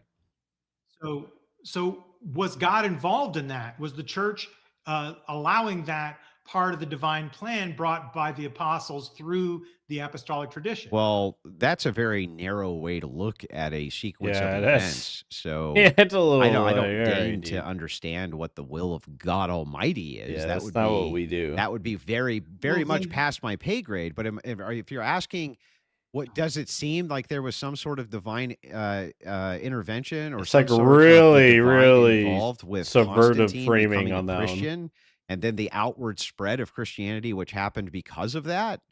Yeah, I think that that makes Okay. sense to me. So you see God as acting in history through the Caesars, right? I mean, God acts in everything, but I don't understand what this has to do with anything. Okay. So the point is that history has many Christian governments with many Christian things that completely disagree with the things that are being advocated by modern Christians as Christian nationalism. Like the idea that Christian government has one specific set of ideas associated with it just doesn't fit the historical record at all, right? So the question is, what's the mechanism whereby these modern Christian nationalisms that you're describing will interact with like scripture and tradition to find the truth? Because Christians disagree all the hang time. on. Well, as I tried to explain in the that's Civil War. well, okay. I understand your point now. Now I at least get what you're getting at. So, do you agree with me that when we're talking about government, that both sides, Christians, non-Christians alike, do utilize forms of pragmatism in order to get legislation and things like this passed that they want? Yeah, but why would the Christians need to do that when God is on their side? Okay. Well, that's a God not real, God real though Yeah, argument, which is bruh. irrelevant. Ultimately, No, it's because if there's Christian nationalism, it presupposes that Christianity has added value to just regular secular pluralism. well, wait a second. Couldn't you have a person who came to power who was completely and totally a secularist, right? But just didn't do the pluralism thing, and you would get a terrible result? Oh no, the world is full of tyrants. But Yeah. So what do you? So pluralists, why would like that? Why would that be Montesquieu the added theory of value government, portion? the Montesquieu theory of government says everyone is full of shit. Everyone needs the supervisor. Everybody could potentially ruin this whole thing, regardless of what religious or pietistic claims they make, right? So you can't let anyone, regardless of what their stated Christian or non-Christian belief is, go unsupervised. That's the beauty of the current system. No, that's not the beauty of the current system. I don't know what the hell you're talking about, but the United States is full of intrigue and conspiracy and all sorts of horrific things. I don't know what you're Bro, talking you see about. the but current that's aside. system. The current system is being run by If you're satanic saying- pedophiles, brother. The best if you're places in saying- human history to ever Yeah, have because lived. we have the biggest army and the best resources. But any nation who was here, which was founded, who had the best army and the most resources, would probably be a fucking paradise on earth to most people. That's how that works. No, And let's point United- this out. The Hang on. United States Let me military point this couldn't even out. defeat Afghanistan. Yeah, It's not just bullshit. military. Yeah, so you're telling me that the Bro, United States bro, military, if they were told to go what? in there and completely eviscerate Afghanistan, not try to find Not next. He's needle in gonna a say haystack, but Vietnam. go in and dominate Yeah, Afghanistan. the most They could have done it in a hampered, week. hamstrung fucking military operation of all literal time. They did dominate Afghanistan within a week. Well, then what are you talking about? Yeah, we If did. unleashed We took the United entire States country in military- 3 They days. took it over and ran it Yeah, for no, decades, no. and they That's couldn't- different. That's different. You're talking then about ruling it. That's not the military's job, and they're not good at it. But when you say the military Yeah. couldn't take over Well, Afghanistan, you're crazy. Yes, they could. No, the United States did take it over, but we couldn't win a war. We couldn't win a war in Vietnam because man. these Oh, my defensive God. wars, these people Bro. don't want us there, and so we get kicked out. Yeah. My The point is our military Vietnam War doesn't thing is cause so our standard of retarded. living. By the way, No, listen. Let I me. mean, I was in the military hang on, for hang on. 11 years. The please military is explain to great. him how the It does Vietnam really, War really works. This is well, crazy, but it bro. doesn't cause our standard of living. Let's say that during the Vietnam War, the Americans were ordered to go in and kill every man, woman, and child until they had unconditional surrender. How long would it have taken for the Vietnamese to surrender? 1 week. I want to reclaim my time. I want to reclaim my time. Okay. Okay. So we have the I apostolic mean, I did let tradition, you and the give me apostolic rebuttals when I was questioning you, just so you know. I was good enough to do that. but I didn't let you. I didn't start a Okay, new Kurt. line of Okay, questioning. Kurt. Now you're being a dick. What do you mean? You're Well, I starting was a new just line of questioning responding. I was about just the Vietnam War responding to happening. that. I was just like, look, Yeah, just a reminder. Anybody who thinks that America lost the Vietnamese War, like, you're retarded, right? Go actually learn proper history on how the Vietnam War happened. By the way, it's like we were completely hamstrung. Congress had no fly zones established. You couldn't go here. You couldn't go there. That's why they had to do a lot of special forces shit in secret to try to get anything done, because Congress was a bunch of fucking pussies that wouldn't let the military do anything properly. There was limitations on like how much aircraft could be in the zone, how many men could be deployed. There was all kinds of limitations and hamstringing basically the generals. It was all a bunch of nonsense. to point this out. The Orthodox Church doesn't operate the same way the Catholic Church does, with a monolithic, unity-based leader. That's not how it operates. I'm just pointing that That's out. exactly right. Okay, go ahead. Yeah. So the Orthodox Church, Debate typically maxing. makes Starting to have a statements headache. in Bye, guys. Have fun. See you, conciliary Harry. form, where all Yeah, the autocephalous when shit groups gets like get this, it gets a together, little have a nauseating. council, and make a statement based on the main autocephalous groups, whether it's Moscow and Constantinople and Antioch, and I think there's two others. Yeah, but each they're each mostly patriarchate. Jerusalem. Yeah, but each patriarch. Hang on, Each hang group- on. You're kind of conflating something here.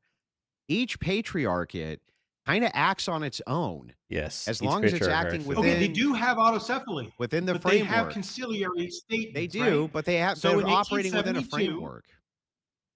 Okay, Go but ahead. in 1872, there was a council in Constantinople, and they said, we condemn nationalism, we condemn philotism, that is racial discrimination, national hatred, ethnic divisions, and conflicts within the Church of Christ as contrary to the teaching of the gospel. The Church of Christ is not founded on nations or races, but on the unity of faith and communion in the Holy Spirit. We reject the principle that ecclesiastical organization and pastoral care may be determined by ethnic or national identity rather than by canonical order. Yep. Any attempt to divide the church along national or racial lines introduces schisms and contradicts the Catholic nature of the church. Yeah, so they're talking. So that seems yeah, to hang on, say hang on. that the Orthodox Mhm. conciliary statement is against Christian nationalism. Not at all. So the thing is what you're talking about there specifically. They were condemning philotism, especially ethnophilotism, Ethnophilotism, which yes. came from ethno-nationalism, which was kind of the order of the day. Okay, Which is not what he's So advocating within the for. They confines. also condemn Yeah, nationalism. but what did they give? full They fast. gave qualifiers. What they're saying is you're not allowed to not recognize that other people are Christians and put nationalism and racial ideals before you acknowledge that they're Christians. That's very different than saying you're not allowed to have a nation. That's why they're being very specific about the language. And what they called out there was ethnophilotism, and saying that your national identity is going to take precedent over the fact that other people. Is this chatter retarded? So you can be a Christian no matter who? Yeah.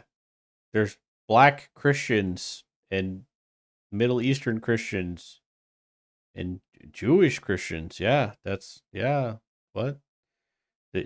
Do people actually think like Christianity is like a white man's like ethno religion or something? Like I'm very confused. I don't even I'm know. going to see you as an Orthodox brother first before I see anything else. That's what the point is. Yeah, I need to go to bed soon Okay, too. I was and you staying up understand that there was a to talk to strong somebody reason later, for but that. Yeah. And the reason was because the Patriarch of Constantinople at that time was facing pressure from the Caliph, because the Caliph did not want to have a new Bulgarian Orthodox church that had autocephaly.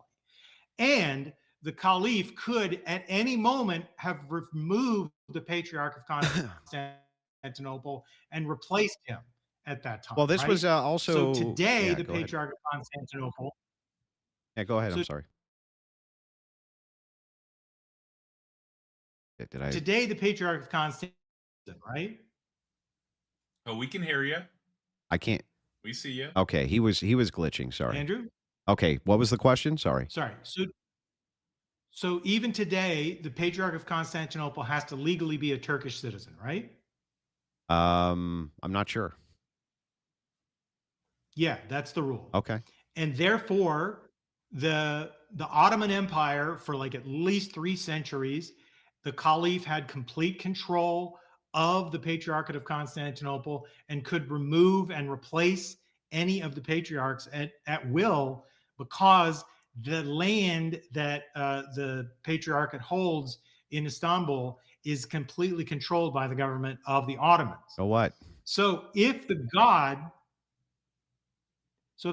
is in charge of the apostolic tradition, the God must have wanted the Ottoman Caliph to have control of the Greek Orthodox Church at that time. Yeah, sure. If we just like eliminate free will and we eliminate the various complexities which happen between human engagements, and then we just adopt predeterminism, which is not. Well, you said that God works through the That's not Caesars, a right? position.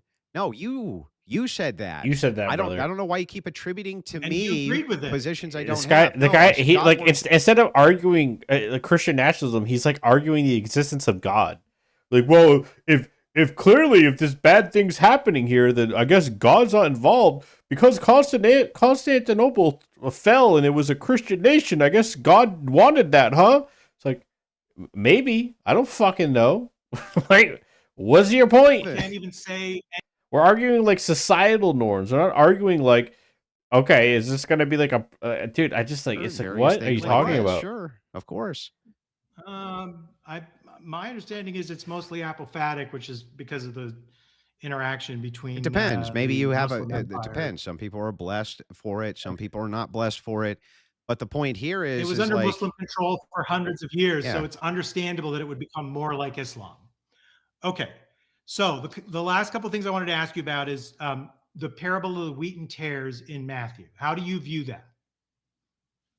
what the hell does this have to do with anything? What does this have to do with Well, anything? it's in Roger Williams' book. So it's in Roger Williams' book, The Bloody Ten. I'm not Roger which is the- Williams, the bro. main scriptural argument. Yeah, that do you he have uses for anything why about the my government shouldn't argument? have control? Do you of have anything people's about lives my positions? with a religious point of view? Do you have anything about my positions? The things Yeah, I'm so- advocating for. Do you think the secular power should have control over people's conscience? That's the question. Should have? No. Yeah. So you agree that under your ideal system, nobody should be required to be Christian, and that people who are not Christian should not face any discrimination because they're not Christian. Why would that? I don't understand the entailment there. Help me out, because the first question was, I don't think that secularists should have control over people's conscience. Secularists, as far as I know, typically don't. Right? Well, yes. I mean, there's Muslims in America. There's Scientologists. I see what you're saying. There's Okay. Mormons. So what you're actually asking me is, should secularists leave people alone? Is that what you're asking me? No, should Christians leave people alone when they take power in the way that you're describing No. as Christian nationalists? No, I think that Christians Right. should legislate their So morality. you are not in favor of freedom of conscience. Well, I mean, to a degree, but that's like saying that. Why can anybody All right, and hang that's on? Why Kurt's can 20 anybody minutes. legislate anything, Kurt? Okay, so there's 16 minutes remaining. There's legislation of religious identity throughout human history. Yeah, but why can people legislate anything unless you would have to then apply that that there's some control over the conscience of people if they can legislate anything? Okay. Let's try to think about it this way. Let's imagine that you're mandated to go to church every week. Okay. Would you see that as legal under a Christian nationalist government? Well, I mean, if that was the law, I would see it as legal, but I would have opposition to So if that it was law. the law passed in the normal way, you would say it's great that Muslims have to go to a Christian church. Well, I didn't church. say that would be great. I said I would recognize it as Okay. a law. Hey, hang on. You would also recognize it as the law if it was procedurally done, correct? If it was procedurally, yeah. Well, then I don't. Well, That's then what I'm the hell are saying. we disagreeing with here? Well, I'm disagreeing that I don't think that could ever happen procedurally in the United States. I think the counterfactual. Okay, then what are you that would worried have about? to happen in the United States for that to become a law would be insurmountable. Yeah, whether or There not is that's no the case, way whether or that not that you will think happen. pragmatically. Just like I don't. Yeah, I but whether or agree it's not you logically think possible. pragmatically I that don't think would it's practically happen. possible. Yeah, but whether or not you think pragmatically that would happen, It you could don't have a happen. problem with it happening. That's my point. No, I have a huge problem with it happening, and I would fight very hard to make sure it didn't happen. I thought you were going to leave What the I wanna know country. is if you, I thought you'd leave the country. Yeah, that's one of the things I would do if you guys were that close to power. Luckily, you're not. You're like best 10% of Republicans support Christian nationalism. So it's And it is a back very and forth. minority weird position. Yeah, I Sorry? don't know. For me, I would recognize that as law, but asking me would I support the Oh, law? thanks, that's what you're moderator. actually asking. Thanks for your input, bro. Shut the fuck up. Yeah, Yeah. that's what I want to know. Okay, Is no. that something you would support? Or No. something that violates conscience? No, but I would I was support. making you I would both aware support it's a some. back and forth now. Hang on. I would support some laws that violate conscience, just not that law. Like, for instance, I might support some blue laws. So what about if Muslims demanded the right to practice their religion and have a mosque in a town? Yeah, that Would you support outlawing that? specifically Islamic mosques, probably, but that doesn't mean that I would outlaw Okay, all so other you religions. would not support freedom of conscience. Well, I think those are two different questions. I think I would Well, support some things What's which the had. difference between Muslims I and would any think other that religion? there would be some things that I would support for freedom. Well, of I mean, conscience. for Well, the fact that example, their like ideology Jewish leads people, to, we like, share terror a cells. foundation. That's the thing that I would look You at. don't think there are Christians who create terror cells? Not like Muslims. Have you heard of Timothy McVeigh? Not like Muslims. No. Really? Timothy McVeigh was not like Muslims? No, it's not the same. No. How is it different? Because when Muslims have an organized mass which is designed specifically to come into the United States, utilize the power of the womb in order to institute Sharia law here, that's a big problem. And what they run what I consider to be radicalization programs, which go against the conscience of Christians. And so, no, I don't think that I would be all that in favor of the power of the mosque. No, I would stop immediately importing Muslims is what I would do to solve the problem. Maybe the compromise there could be that, yes, you would allow people to still worship how they so chose, right? But you No. just wouldn't import people who had certain Kurt's been religions okay, which are guys. Like, I don't problematic, agree with which him. I I think is completely I rational. think he's Huh? playing a little bit of. But what about if Muslims convinced people and Muslims Yeah, convinced we'll talk enough after. people using arguments and reason Hmm? to become Muslim, and they changed the amendments to allow for muezzins and mosques to be in every city? Wouldn't you be okay with that? Haven't you No, already said I would that? see it as a huge issue, just like you would, except instead of So fleeing. you are not in favor of religious pluralism, and you would actually not recommend that Wait. people be allowed to Neither use are the democratic you. Wait, system. neither are you. We just established, But neither you are think It's you. okay for Christians to do that. You're now saying it's not okay for Muslims. Yeah, to do but that. you're saying the same thing. It's completely okay for Christians. No, yeah, I'm here, saying Kurt, that Kurt, let me show you. I'll any show you the group that logic. gets enough power Let me can show do you the things that they can Yeah, do. exactly. Let me show you the logic. Kurt says, as long as they procedurally do all of this, that's okay, right? I'm fine with that. I'll That's just what hang you've on. told Stop, me bro. about Christians Stop, all night. Stop, bro. Yeah, then you say, I'll just leave. I'll just leave if that happens. It's like if you violate my conscience and you violate what I consider the group that I'm trying to represent, yes, of course I'm going to fight tooth and nail against that. What are you talking about? Why is it that I need to allow Muslims to have a mosque again? Because I don't believe in some universal conscience or some shit? Like, what are you talking about? Of course we can make political aims for certain problematic groups of people who create issues in our nation and keep them out of your fucking nation. What's wrong with that? A lot. No, there's because it nothing means wrong you're with that. a fucking hypocrite. There's for no. that. what's Bro, the I'm gonna be hypocrisy? honest though. Like, this debate's completely like gone off the fucking like what it's actually supposed to be about. It's supposed to be about proving whether or not Christian ethics in like a Christian nationalist state would be a net negative or a net positive. And now they're like debating the semantics of whether or not fucking you could even make it work, or like it's stupid. Like we kind of lost the plot here, but it's still all right. Fine to do all of this. That wasn't my position. My position is that I based want on to the do. hypotheticals you're To be giving me. fair, I'm Kurt, giving you Kurt's the one who led us down hypotheticals. this rabbit hole. I'm not saying they're nomologically Bro, possible or bro, even hang on. particularly Stop. likely. That's I'm your. just saying logically, Kurt, that's if your that's position. your argument, you kind of have to Kurt, bite it, no, right? stop. You got to stop, bro. That was your position. Your position was that anything done procedurally would be just fine with you, and if they got into power, then you'd leave. When the hell was that ever Andrew Wilson's position? Ever. My position was that I want Christian nationalism specifically to assist with some of these problems, like making sure Muslims can't come here and death shit. squads to make sure it happens. No, I didn't say I'd be willing to use death squads to make it happen. You take up arms against Muslims, right? If it was the case that they were instituting Sharia law, sure. So, yeah, you're willing to use violence to get your way. Everyone's willing to use violence if it comes down to it to get their way. What do you mean? No, I didn't say that I was in favor of violence. Okay, I see. So, hang on. Bro, like, go seek attention somewhere else. Nobody gives a fuck about your opinion, bro. You're retarded.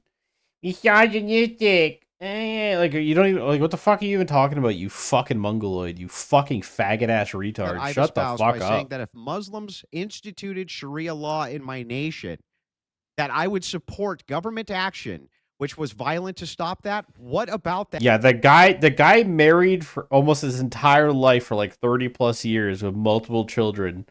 Yeah, he's a misogynist, you fucking mongoloid, you stupid fucking retarded little cunt. Second Amendment safeguard is there They're for. doing it by getting a majority of the public on their side. That's what the Second Amendment safeguard is there for. If it was the case that inside my nations, not Muslims, which is why I want to keep them out, by the way. Like, brother, do you see us like? You guys see us? Well, Kurt's a doctor. Do you see us like insulting Kurt? Like I've said multiple times, I've yelled at people in chat to not make fun of Kurt. Like, right? This is actually like a good back and forth debate. And Kurt's not operating in bad faith. He's just operating from a worldview I don't agree with. And he's just bringing up historical context that doesn't matter, right? But it's still a good debate that's really pushing each other back and forth. So like, why do you come in here and go, Andrew Wilson, misogynist? Like is your brain are you just fucking retarded? Like, yeah, good argument, dude. You're really gonna help your side a lot, man. Good job, you fucking faggot. Stop, Kurt. Stop. Kurt, let me ask the question. I'm not Kurt, leaving. if you're saying that you put the nation above your own well-being and that above your families, then regardless of who got in and changed things around, why would you flee? Wouldn't you be there fighting for your nation if that was the top thing you wanted? Instead, you're going to run like a fucking. You're going to You're going to run. I wouldn't flee.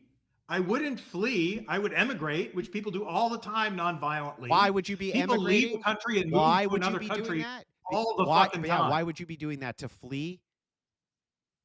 It's not fleeing when you just would rather live somewhere else. Yeah, because you're afraid. So you're running away, right? Are you saying that the founding fathers came from people who fled? Yes, of course. They were afraid. Okay. So America is founded on fear of people who fled. The founders themselves. Founded on persecution. That's not the case. Earlier than the founders, yes. That is the case, the framework that started. But no, our founders stayed and fought. Our founders stayed and fought for what they wanted. They didn't flee. Yep. They didn't run away, Kurt. So our founders, who were mostly Christian, fought a revolutionary war against a Christian country. Christians fought one another, right? Sure. And so wait, Kurt, are you agreeing that America was founded by Christians as a Christian nation? Did I hear that right, chat? Did we get a leftist did we get an atheist leftist to finally agree and admit that the country was founded on Christianity by Christians? Because they never agreed to that, so it's kind of weird. I'm confused. Yeah, it's absolutely true that there has never been a time when there are no wars. That's right. But there are fewer wars and fewer people dying from war today. Oh, what? What? Dude, there's no way. There's no way you just said that, brother. I had to put in there as far as a percentage of human beings. Bro, yeah, exactly. Don't lie, get dude. Named in wars, go home without their eyes and their legs and their arms. And there's no war going on today, guys. It's no war. It's no war at all, guys. It's crazy. You don't just use the metric of death, But when you're talking about warfare, 5 minutes Western remaining. democracy has not fucking safeguarded us from warfare at all. We've engaged Nope. in 2 global wars. We under literally Western haven't stopped democracy. being at war. Many Western democracies engaged Whether in we're in a wars as proxy well. war Hang or on. actually We engaged. in Vietnam. We've engaged in. We've multiple been Middle East engaged actions. in We warfare since Korea. I've been We're born. going to engage in more intervention in the Middle East. Democracy and republicanism has not fucking prevented it at all. In fact, it's done everything to aggravate it because we have to be the policemen of the world, exporting our fucking values to everyone, don't we? No, we don't have to be the policeman of the world. There's nothing in the Constitution that mandates that. And But in that's fact, the of post-war course- consensus, isn't Yes, it? that's No, the biggest postmodern problem liberal order. is really Yes. just the imperial presidency, which is a failure of our Constitution's system of checks and balances. Bullshit. Right? It's due to the post-war consensus. The idea here is that the United States will not tolerate another hegemon anywhere. Period. End Yep. of story. Yep. Regardless of circumstance, we refuse to. That's official U.S. policy, by the way. We refuse to allow any global hegemon except us to secure our own fate. That's under democracy. That's under republicanism.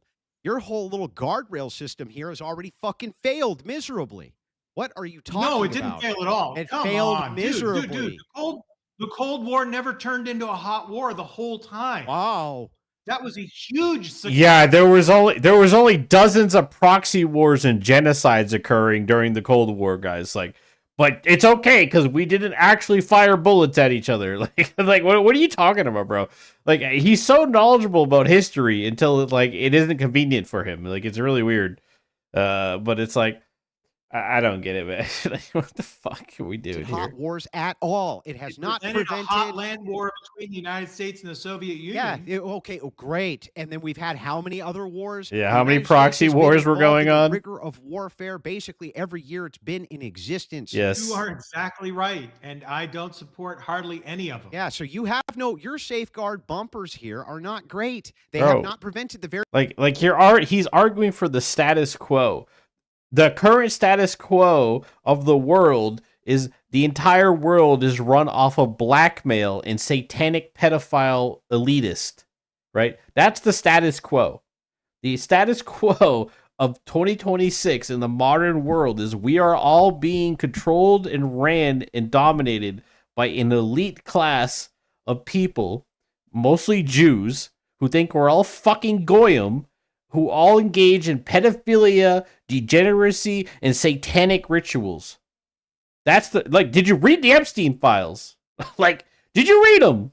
Because that's what's in there, right? And that's what Kurt wants, right? Kurt wants the status quo. He thinks it's great. Status quo is working great. Yeah, we only have the most fucking cultural divide we've ever had in the history of mankind, in the history of this fucking country. I mean, we have multiple proxy wars going on all over the place. Middle East, Ukraine, fucking South Africa is a shit show. What are we? What are you talking about? War, and then you point to one of the most devastating wars in human history. Had nothing to do with Christianity at all, and it was democracies at the spearhead of this. Right, but it what didn't was prevent the most any of it. devastating religious war?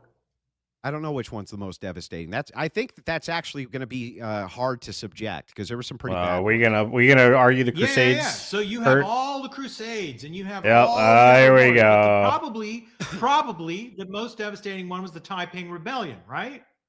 I don't know.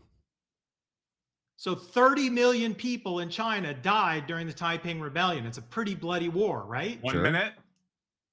Okay, and how did it begin? Because there was one guy who thought God was talking to him, and he convinced a bunch of people he was right, and they believed he was talking to God, and they took up arms to try to win a war against the largest empire that existed. Yeah, and meanwhile, so what? A bunch of pagans. So the problem hang is on. that What does that did have to do nothing. with Christianity? God doesn't help Hey, Christians. hang on a second. That's so weird because, okay, so what? And meanwhile, the Japanese were fighting internally with their daimyos for 800 years based on nothing to do with Christianity whatsoever. Yeah, and we're being absolutely. attacked. And we're being attacked by other Asian nations who had Absolutely. completely different beliefs. And then there was nothing inside But of the that. Japanese never had a 30 million people killed war. Yeah, They because have 30 million people they to don't be have killed. 20 million people But to be their history killed. was so You overly fucking bloody retard, and bro. so over- This guy just argued per capita statistics like 10 minutes ago in a situation that made no sense to, and now he's ignoring per capita, talking about China, bro. China historically has always had casualties raining in the fucking hundreds of millions in every civil war they've ever had because the fucking population of China is over 1 billion and has been forever. He was a Buddhist. What's that? Tokugawa was a Zen Buddhist. Okay, again, did the Tokugawa shogunate put a bunch of Buddhists to the sword or not? They did, yes. I think you're talking about Oda Nobunaga. Oh, sorry, Oda more so. Nobunaga. Yeah, yes. Oda Nobunaga wiped out the Yeah, Buddhists. Oda Nobunaga, absolutely. Yeah, and he got Nobunaga. assassinated. Sorry. Nobunaga, he went through, he butchered. How the fuck all did of we get the Buddhists. Japanese history? Yeah, he got assassinated for it. Yeah, Absolutely. he butchered them all. And so the thing is like, and then he put in the remaining shogunates who also hated Buddhists for a long time, post Yes.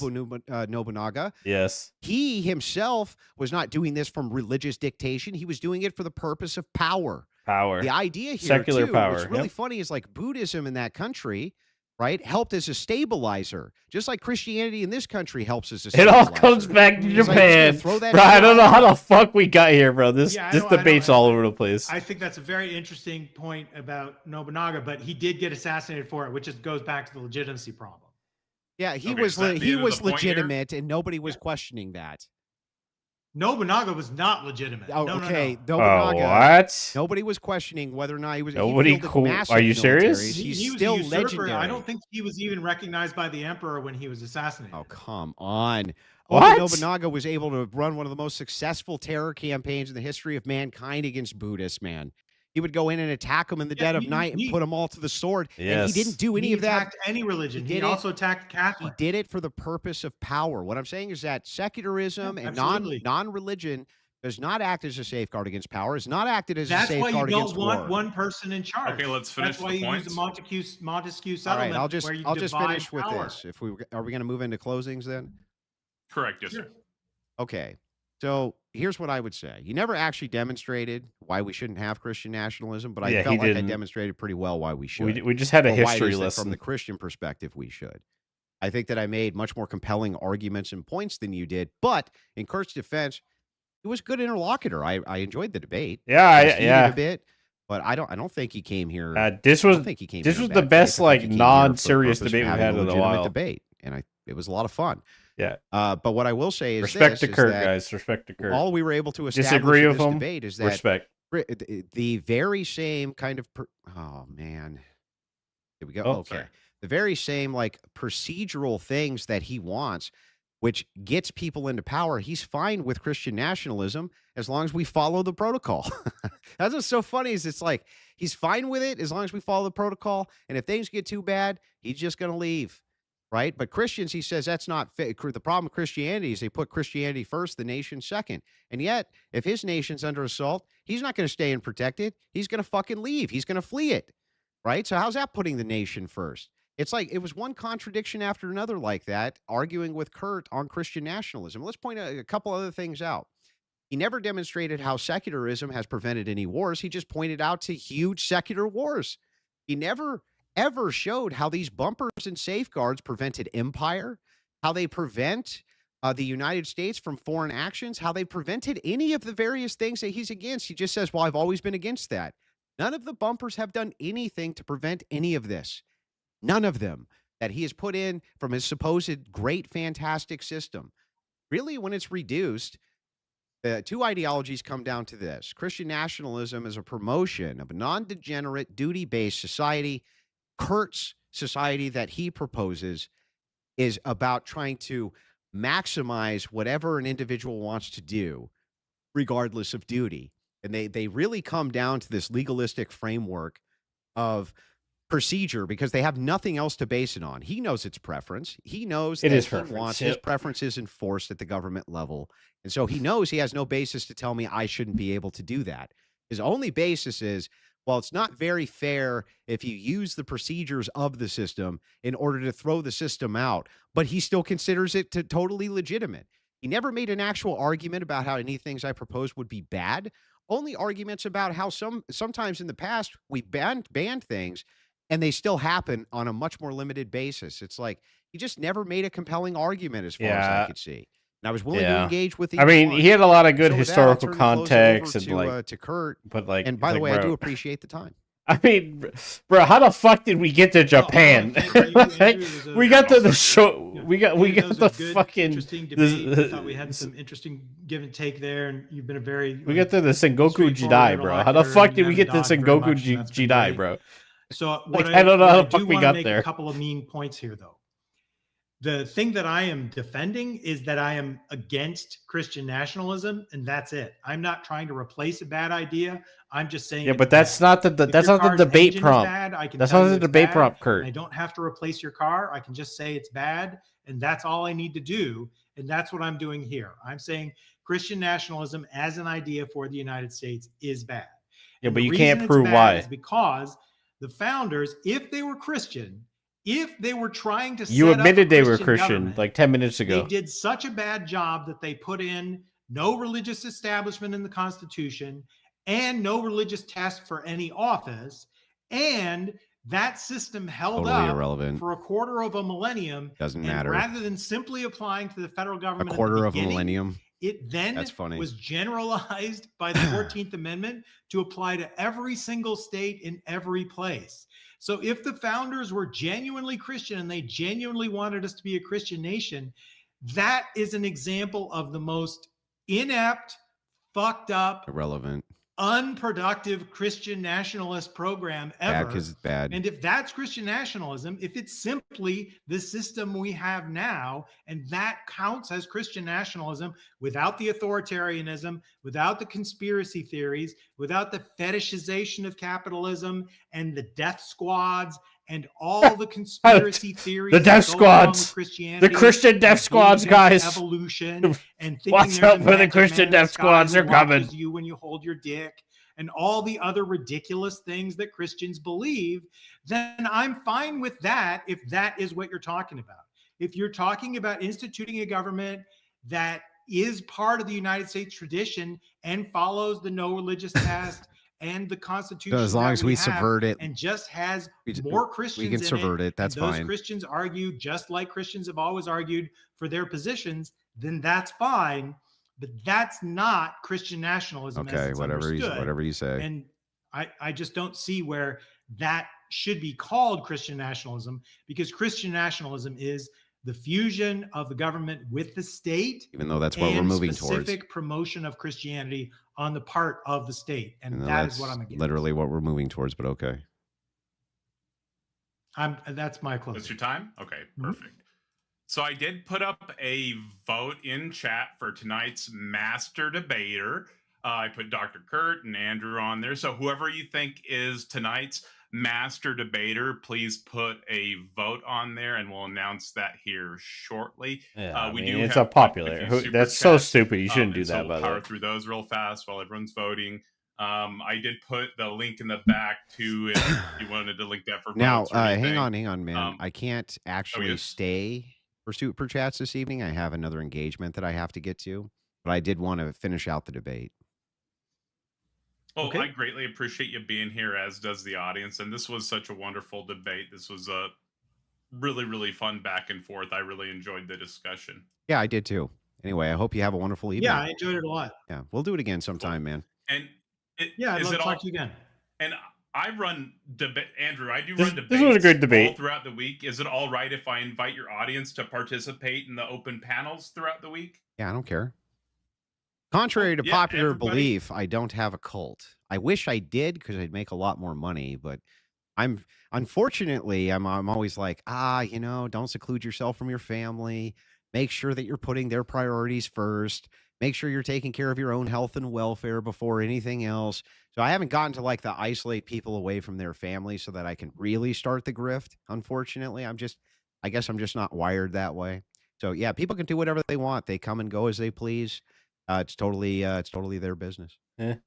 You are all individuals. The, Yes, the we are all platform individuals. is Mega Bloodbath. So youtube.com/@Mega Bloodbath. Mega Bloodbath. And so if you like debating these types of discussions, Somebody said, please "Wait, you join don't throughout own the us? week. I'm out." You know, what kind of cult is this? I know. It's terrible. I'm No, like, you've been on the platform a few times now, and you've been very generous with your time and the people that have engaged in the discussions. look, and I'm whatnot, always and I'm very appreciative of if it. people put in the legwork to set me up with debates on informed people who have arguments, who want to argue these issues. I'm usually happy to come on their platform. I know it gives them a big bump. I don't have to agree with you. You're not going to get the same thing from massive left-wing streamers, but you'll usually get it from big right-wing streamers that we tend to try to bump up channels. We support channels that support us. So I hope you made a shitload of money tonight, man, and I hope you have a wonderful evening. Thank you. You have a great one. Thank you for being here. I like Kurt, man. I mean, I like his. I mean, he argued I need a shot after that. Fucking he argued woman, in bring me a shot. super What bad faith and retarded worldview. But Can't believe the internet went out and shit. What a fucking pain in the ass. He still got his ass stomped though. Now give me my money. Give me my Okay, fucking bro. money. Okay, bro. Yeah, I mean that was I enjoyed that. The problem is like it's like, you know, his chat will shit on Kurt, but I'm not gonna shit on Kurt, man. Like the guy actually knew his historical references for the most part.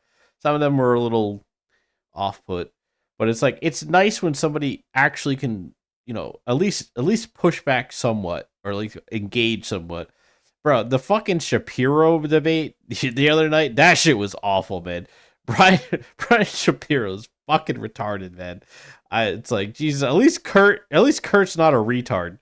Like, he might have a really fucking retarded worldview, but he's not a retard, you know what I'm saying? So it's like, Brian Shapiro's a fucking retard. Smart and Ivy League trained and shit. Now give me my fucking money. Okay? Give me the money. Thank you, left-handed. I appreciate it. Gimme for 50. I appreciate that too.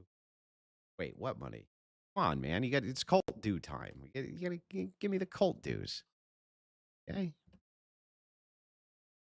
Cult of Brokies.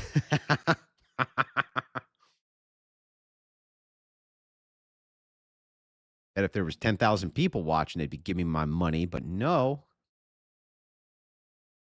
Had 10,000. What did it go down to? Did it go down? What did it, like 1.5 or some shit after that? It was fucking crazy. Dog walk that guy was good for him. Cult money, appreciate that for 5. All right. He is right though. I did take a minor L at the end of that with the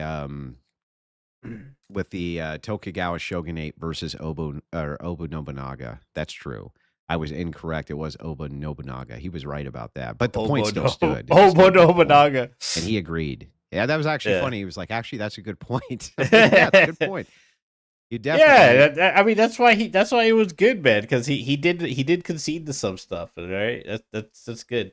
Like I said, to the idiots that come in here and like go, oh, Andrew Wilson, misogynist, like say dumb shit like this, it's like, bro, you notice how like we're not being like that? Like I'm not being like that. Like I actually enjoyed somebody who can actually like somewhat fight back and make good points. He made a few good points, right? Historical context, right? I think it was irrelevant to the conversation.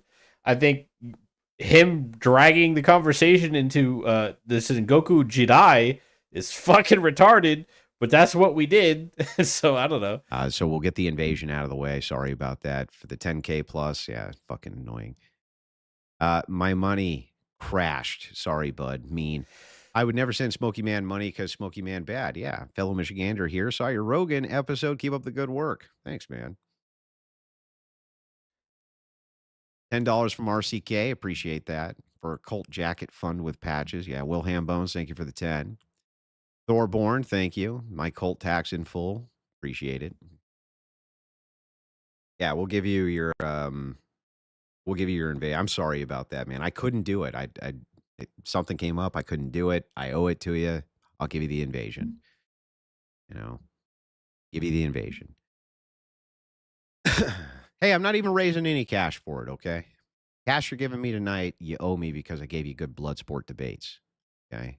All right, I think we're done here. I don't know what else. I think he's going to do a TikTok invasion, but I'm good. I'm going to go to bed. I can't fucking stay up any longer. I was hoping this fucking person would be ready, but they're not ready. So, yeah, it was a good debate. I enjoyed it. It was good. I think It was nice actually. It was nice actually getting into the nitty gritty details because like some of these guys, bro, it's like I said, the fucking Shapiro one was so bad because like you couldn't even get into the details because they couldn't even agree on fucking definitions of shit because Shapiro is such a fucking worm and he's so low IQ, fucking the actual midwit. So it's like it's nice when at least the other person, even if their worldview is fucking retarded, at least they're not a fucking midwit and they can actually like engage back and forth in somewhat of a good faith, right? So like that's enjoyable. We actually get to like flesh things out properly for once instead of arguing about fucking a definition for fucking 2 hours, right? I hate that, bro. Like, bro, when you are, dude, leftist is like every debate with a leftist always turns into like arguing definitions for fucking 3 hours. Well, I don't think that's I don't agree on the definition of female. It's like, okay, well, can we come to a fucking a consensus of which definition we're going to use? Okay, well, now you're going to change the definition to suit your need 10 minutes into the debate? Yeah, it's just fucking like, bro. Yeah, but you have to argue the semantics and the definitions because if you don't, you're just talking over each other, right? It's like when you have arguments about fascism and this guy's got some weird ass definition of fascism that he just made up versus your one that's like based on historical context. It's like you can't have a conversation, right? But the thing is like you're supposed to like good debaters can come to terms and agreements on this, right? It's just like but leftists can't do that. They'll argue fucking semantics the entire time for 3 hours. And then you don't get into the details or the heart of any issue at all. And it's just a fucking waste of time.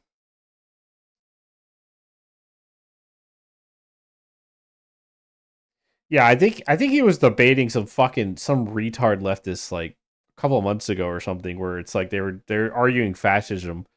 And like the kid was like, "Well, Andrew, if you view my argument through the lens of my definition of fascism, would you then agree that I would be correct in Donald Trump being a fascist?" It's like, yeah, I guess, but like, what the fuck does like we don't agree on the definition. Like you made up like a definition that suits your needs to label him a fascist. So like of course you're going to be correct in that logical framework.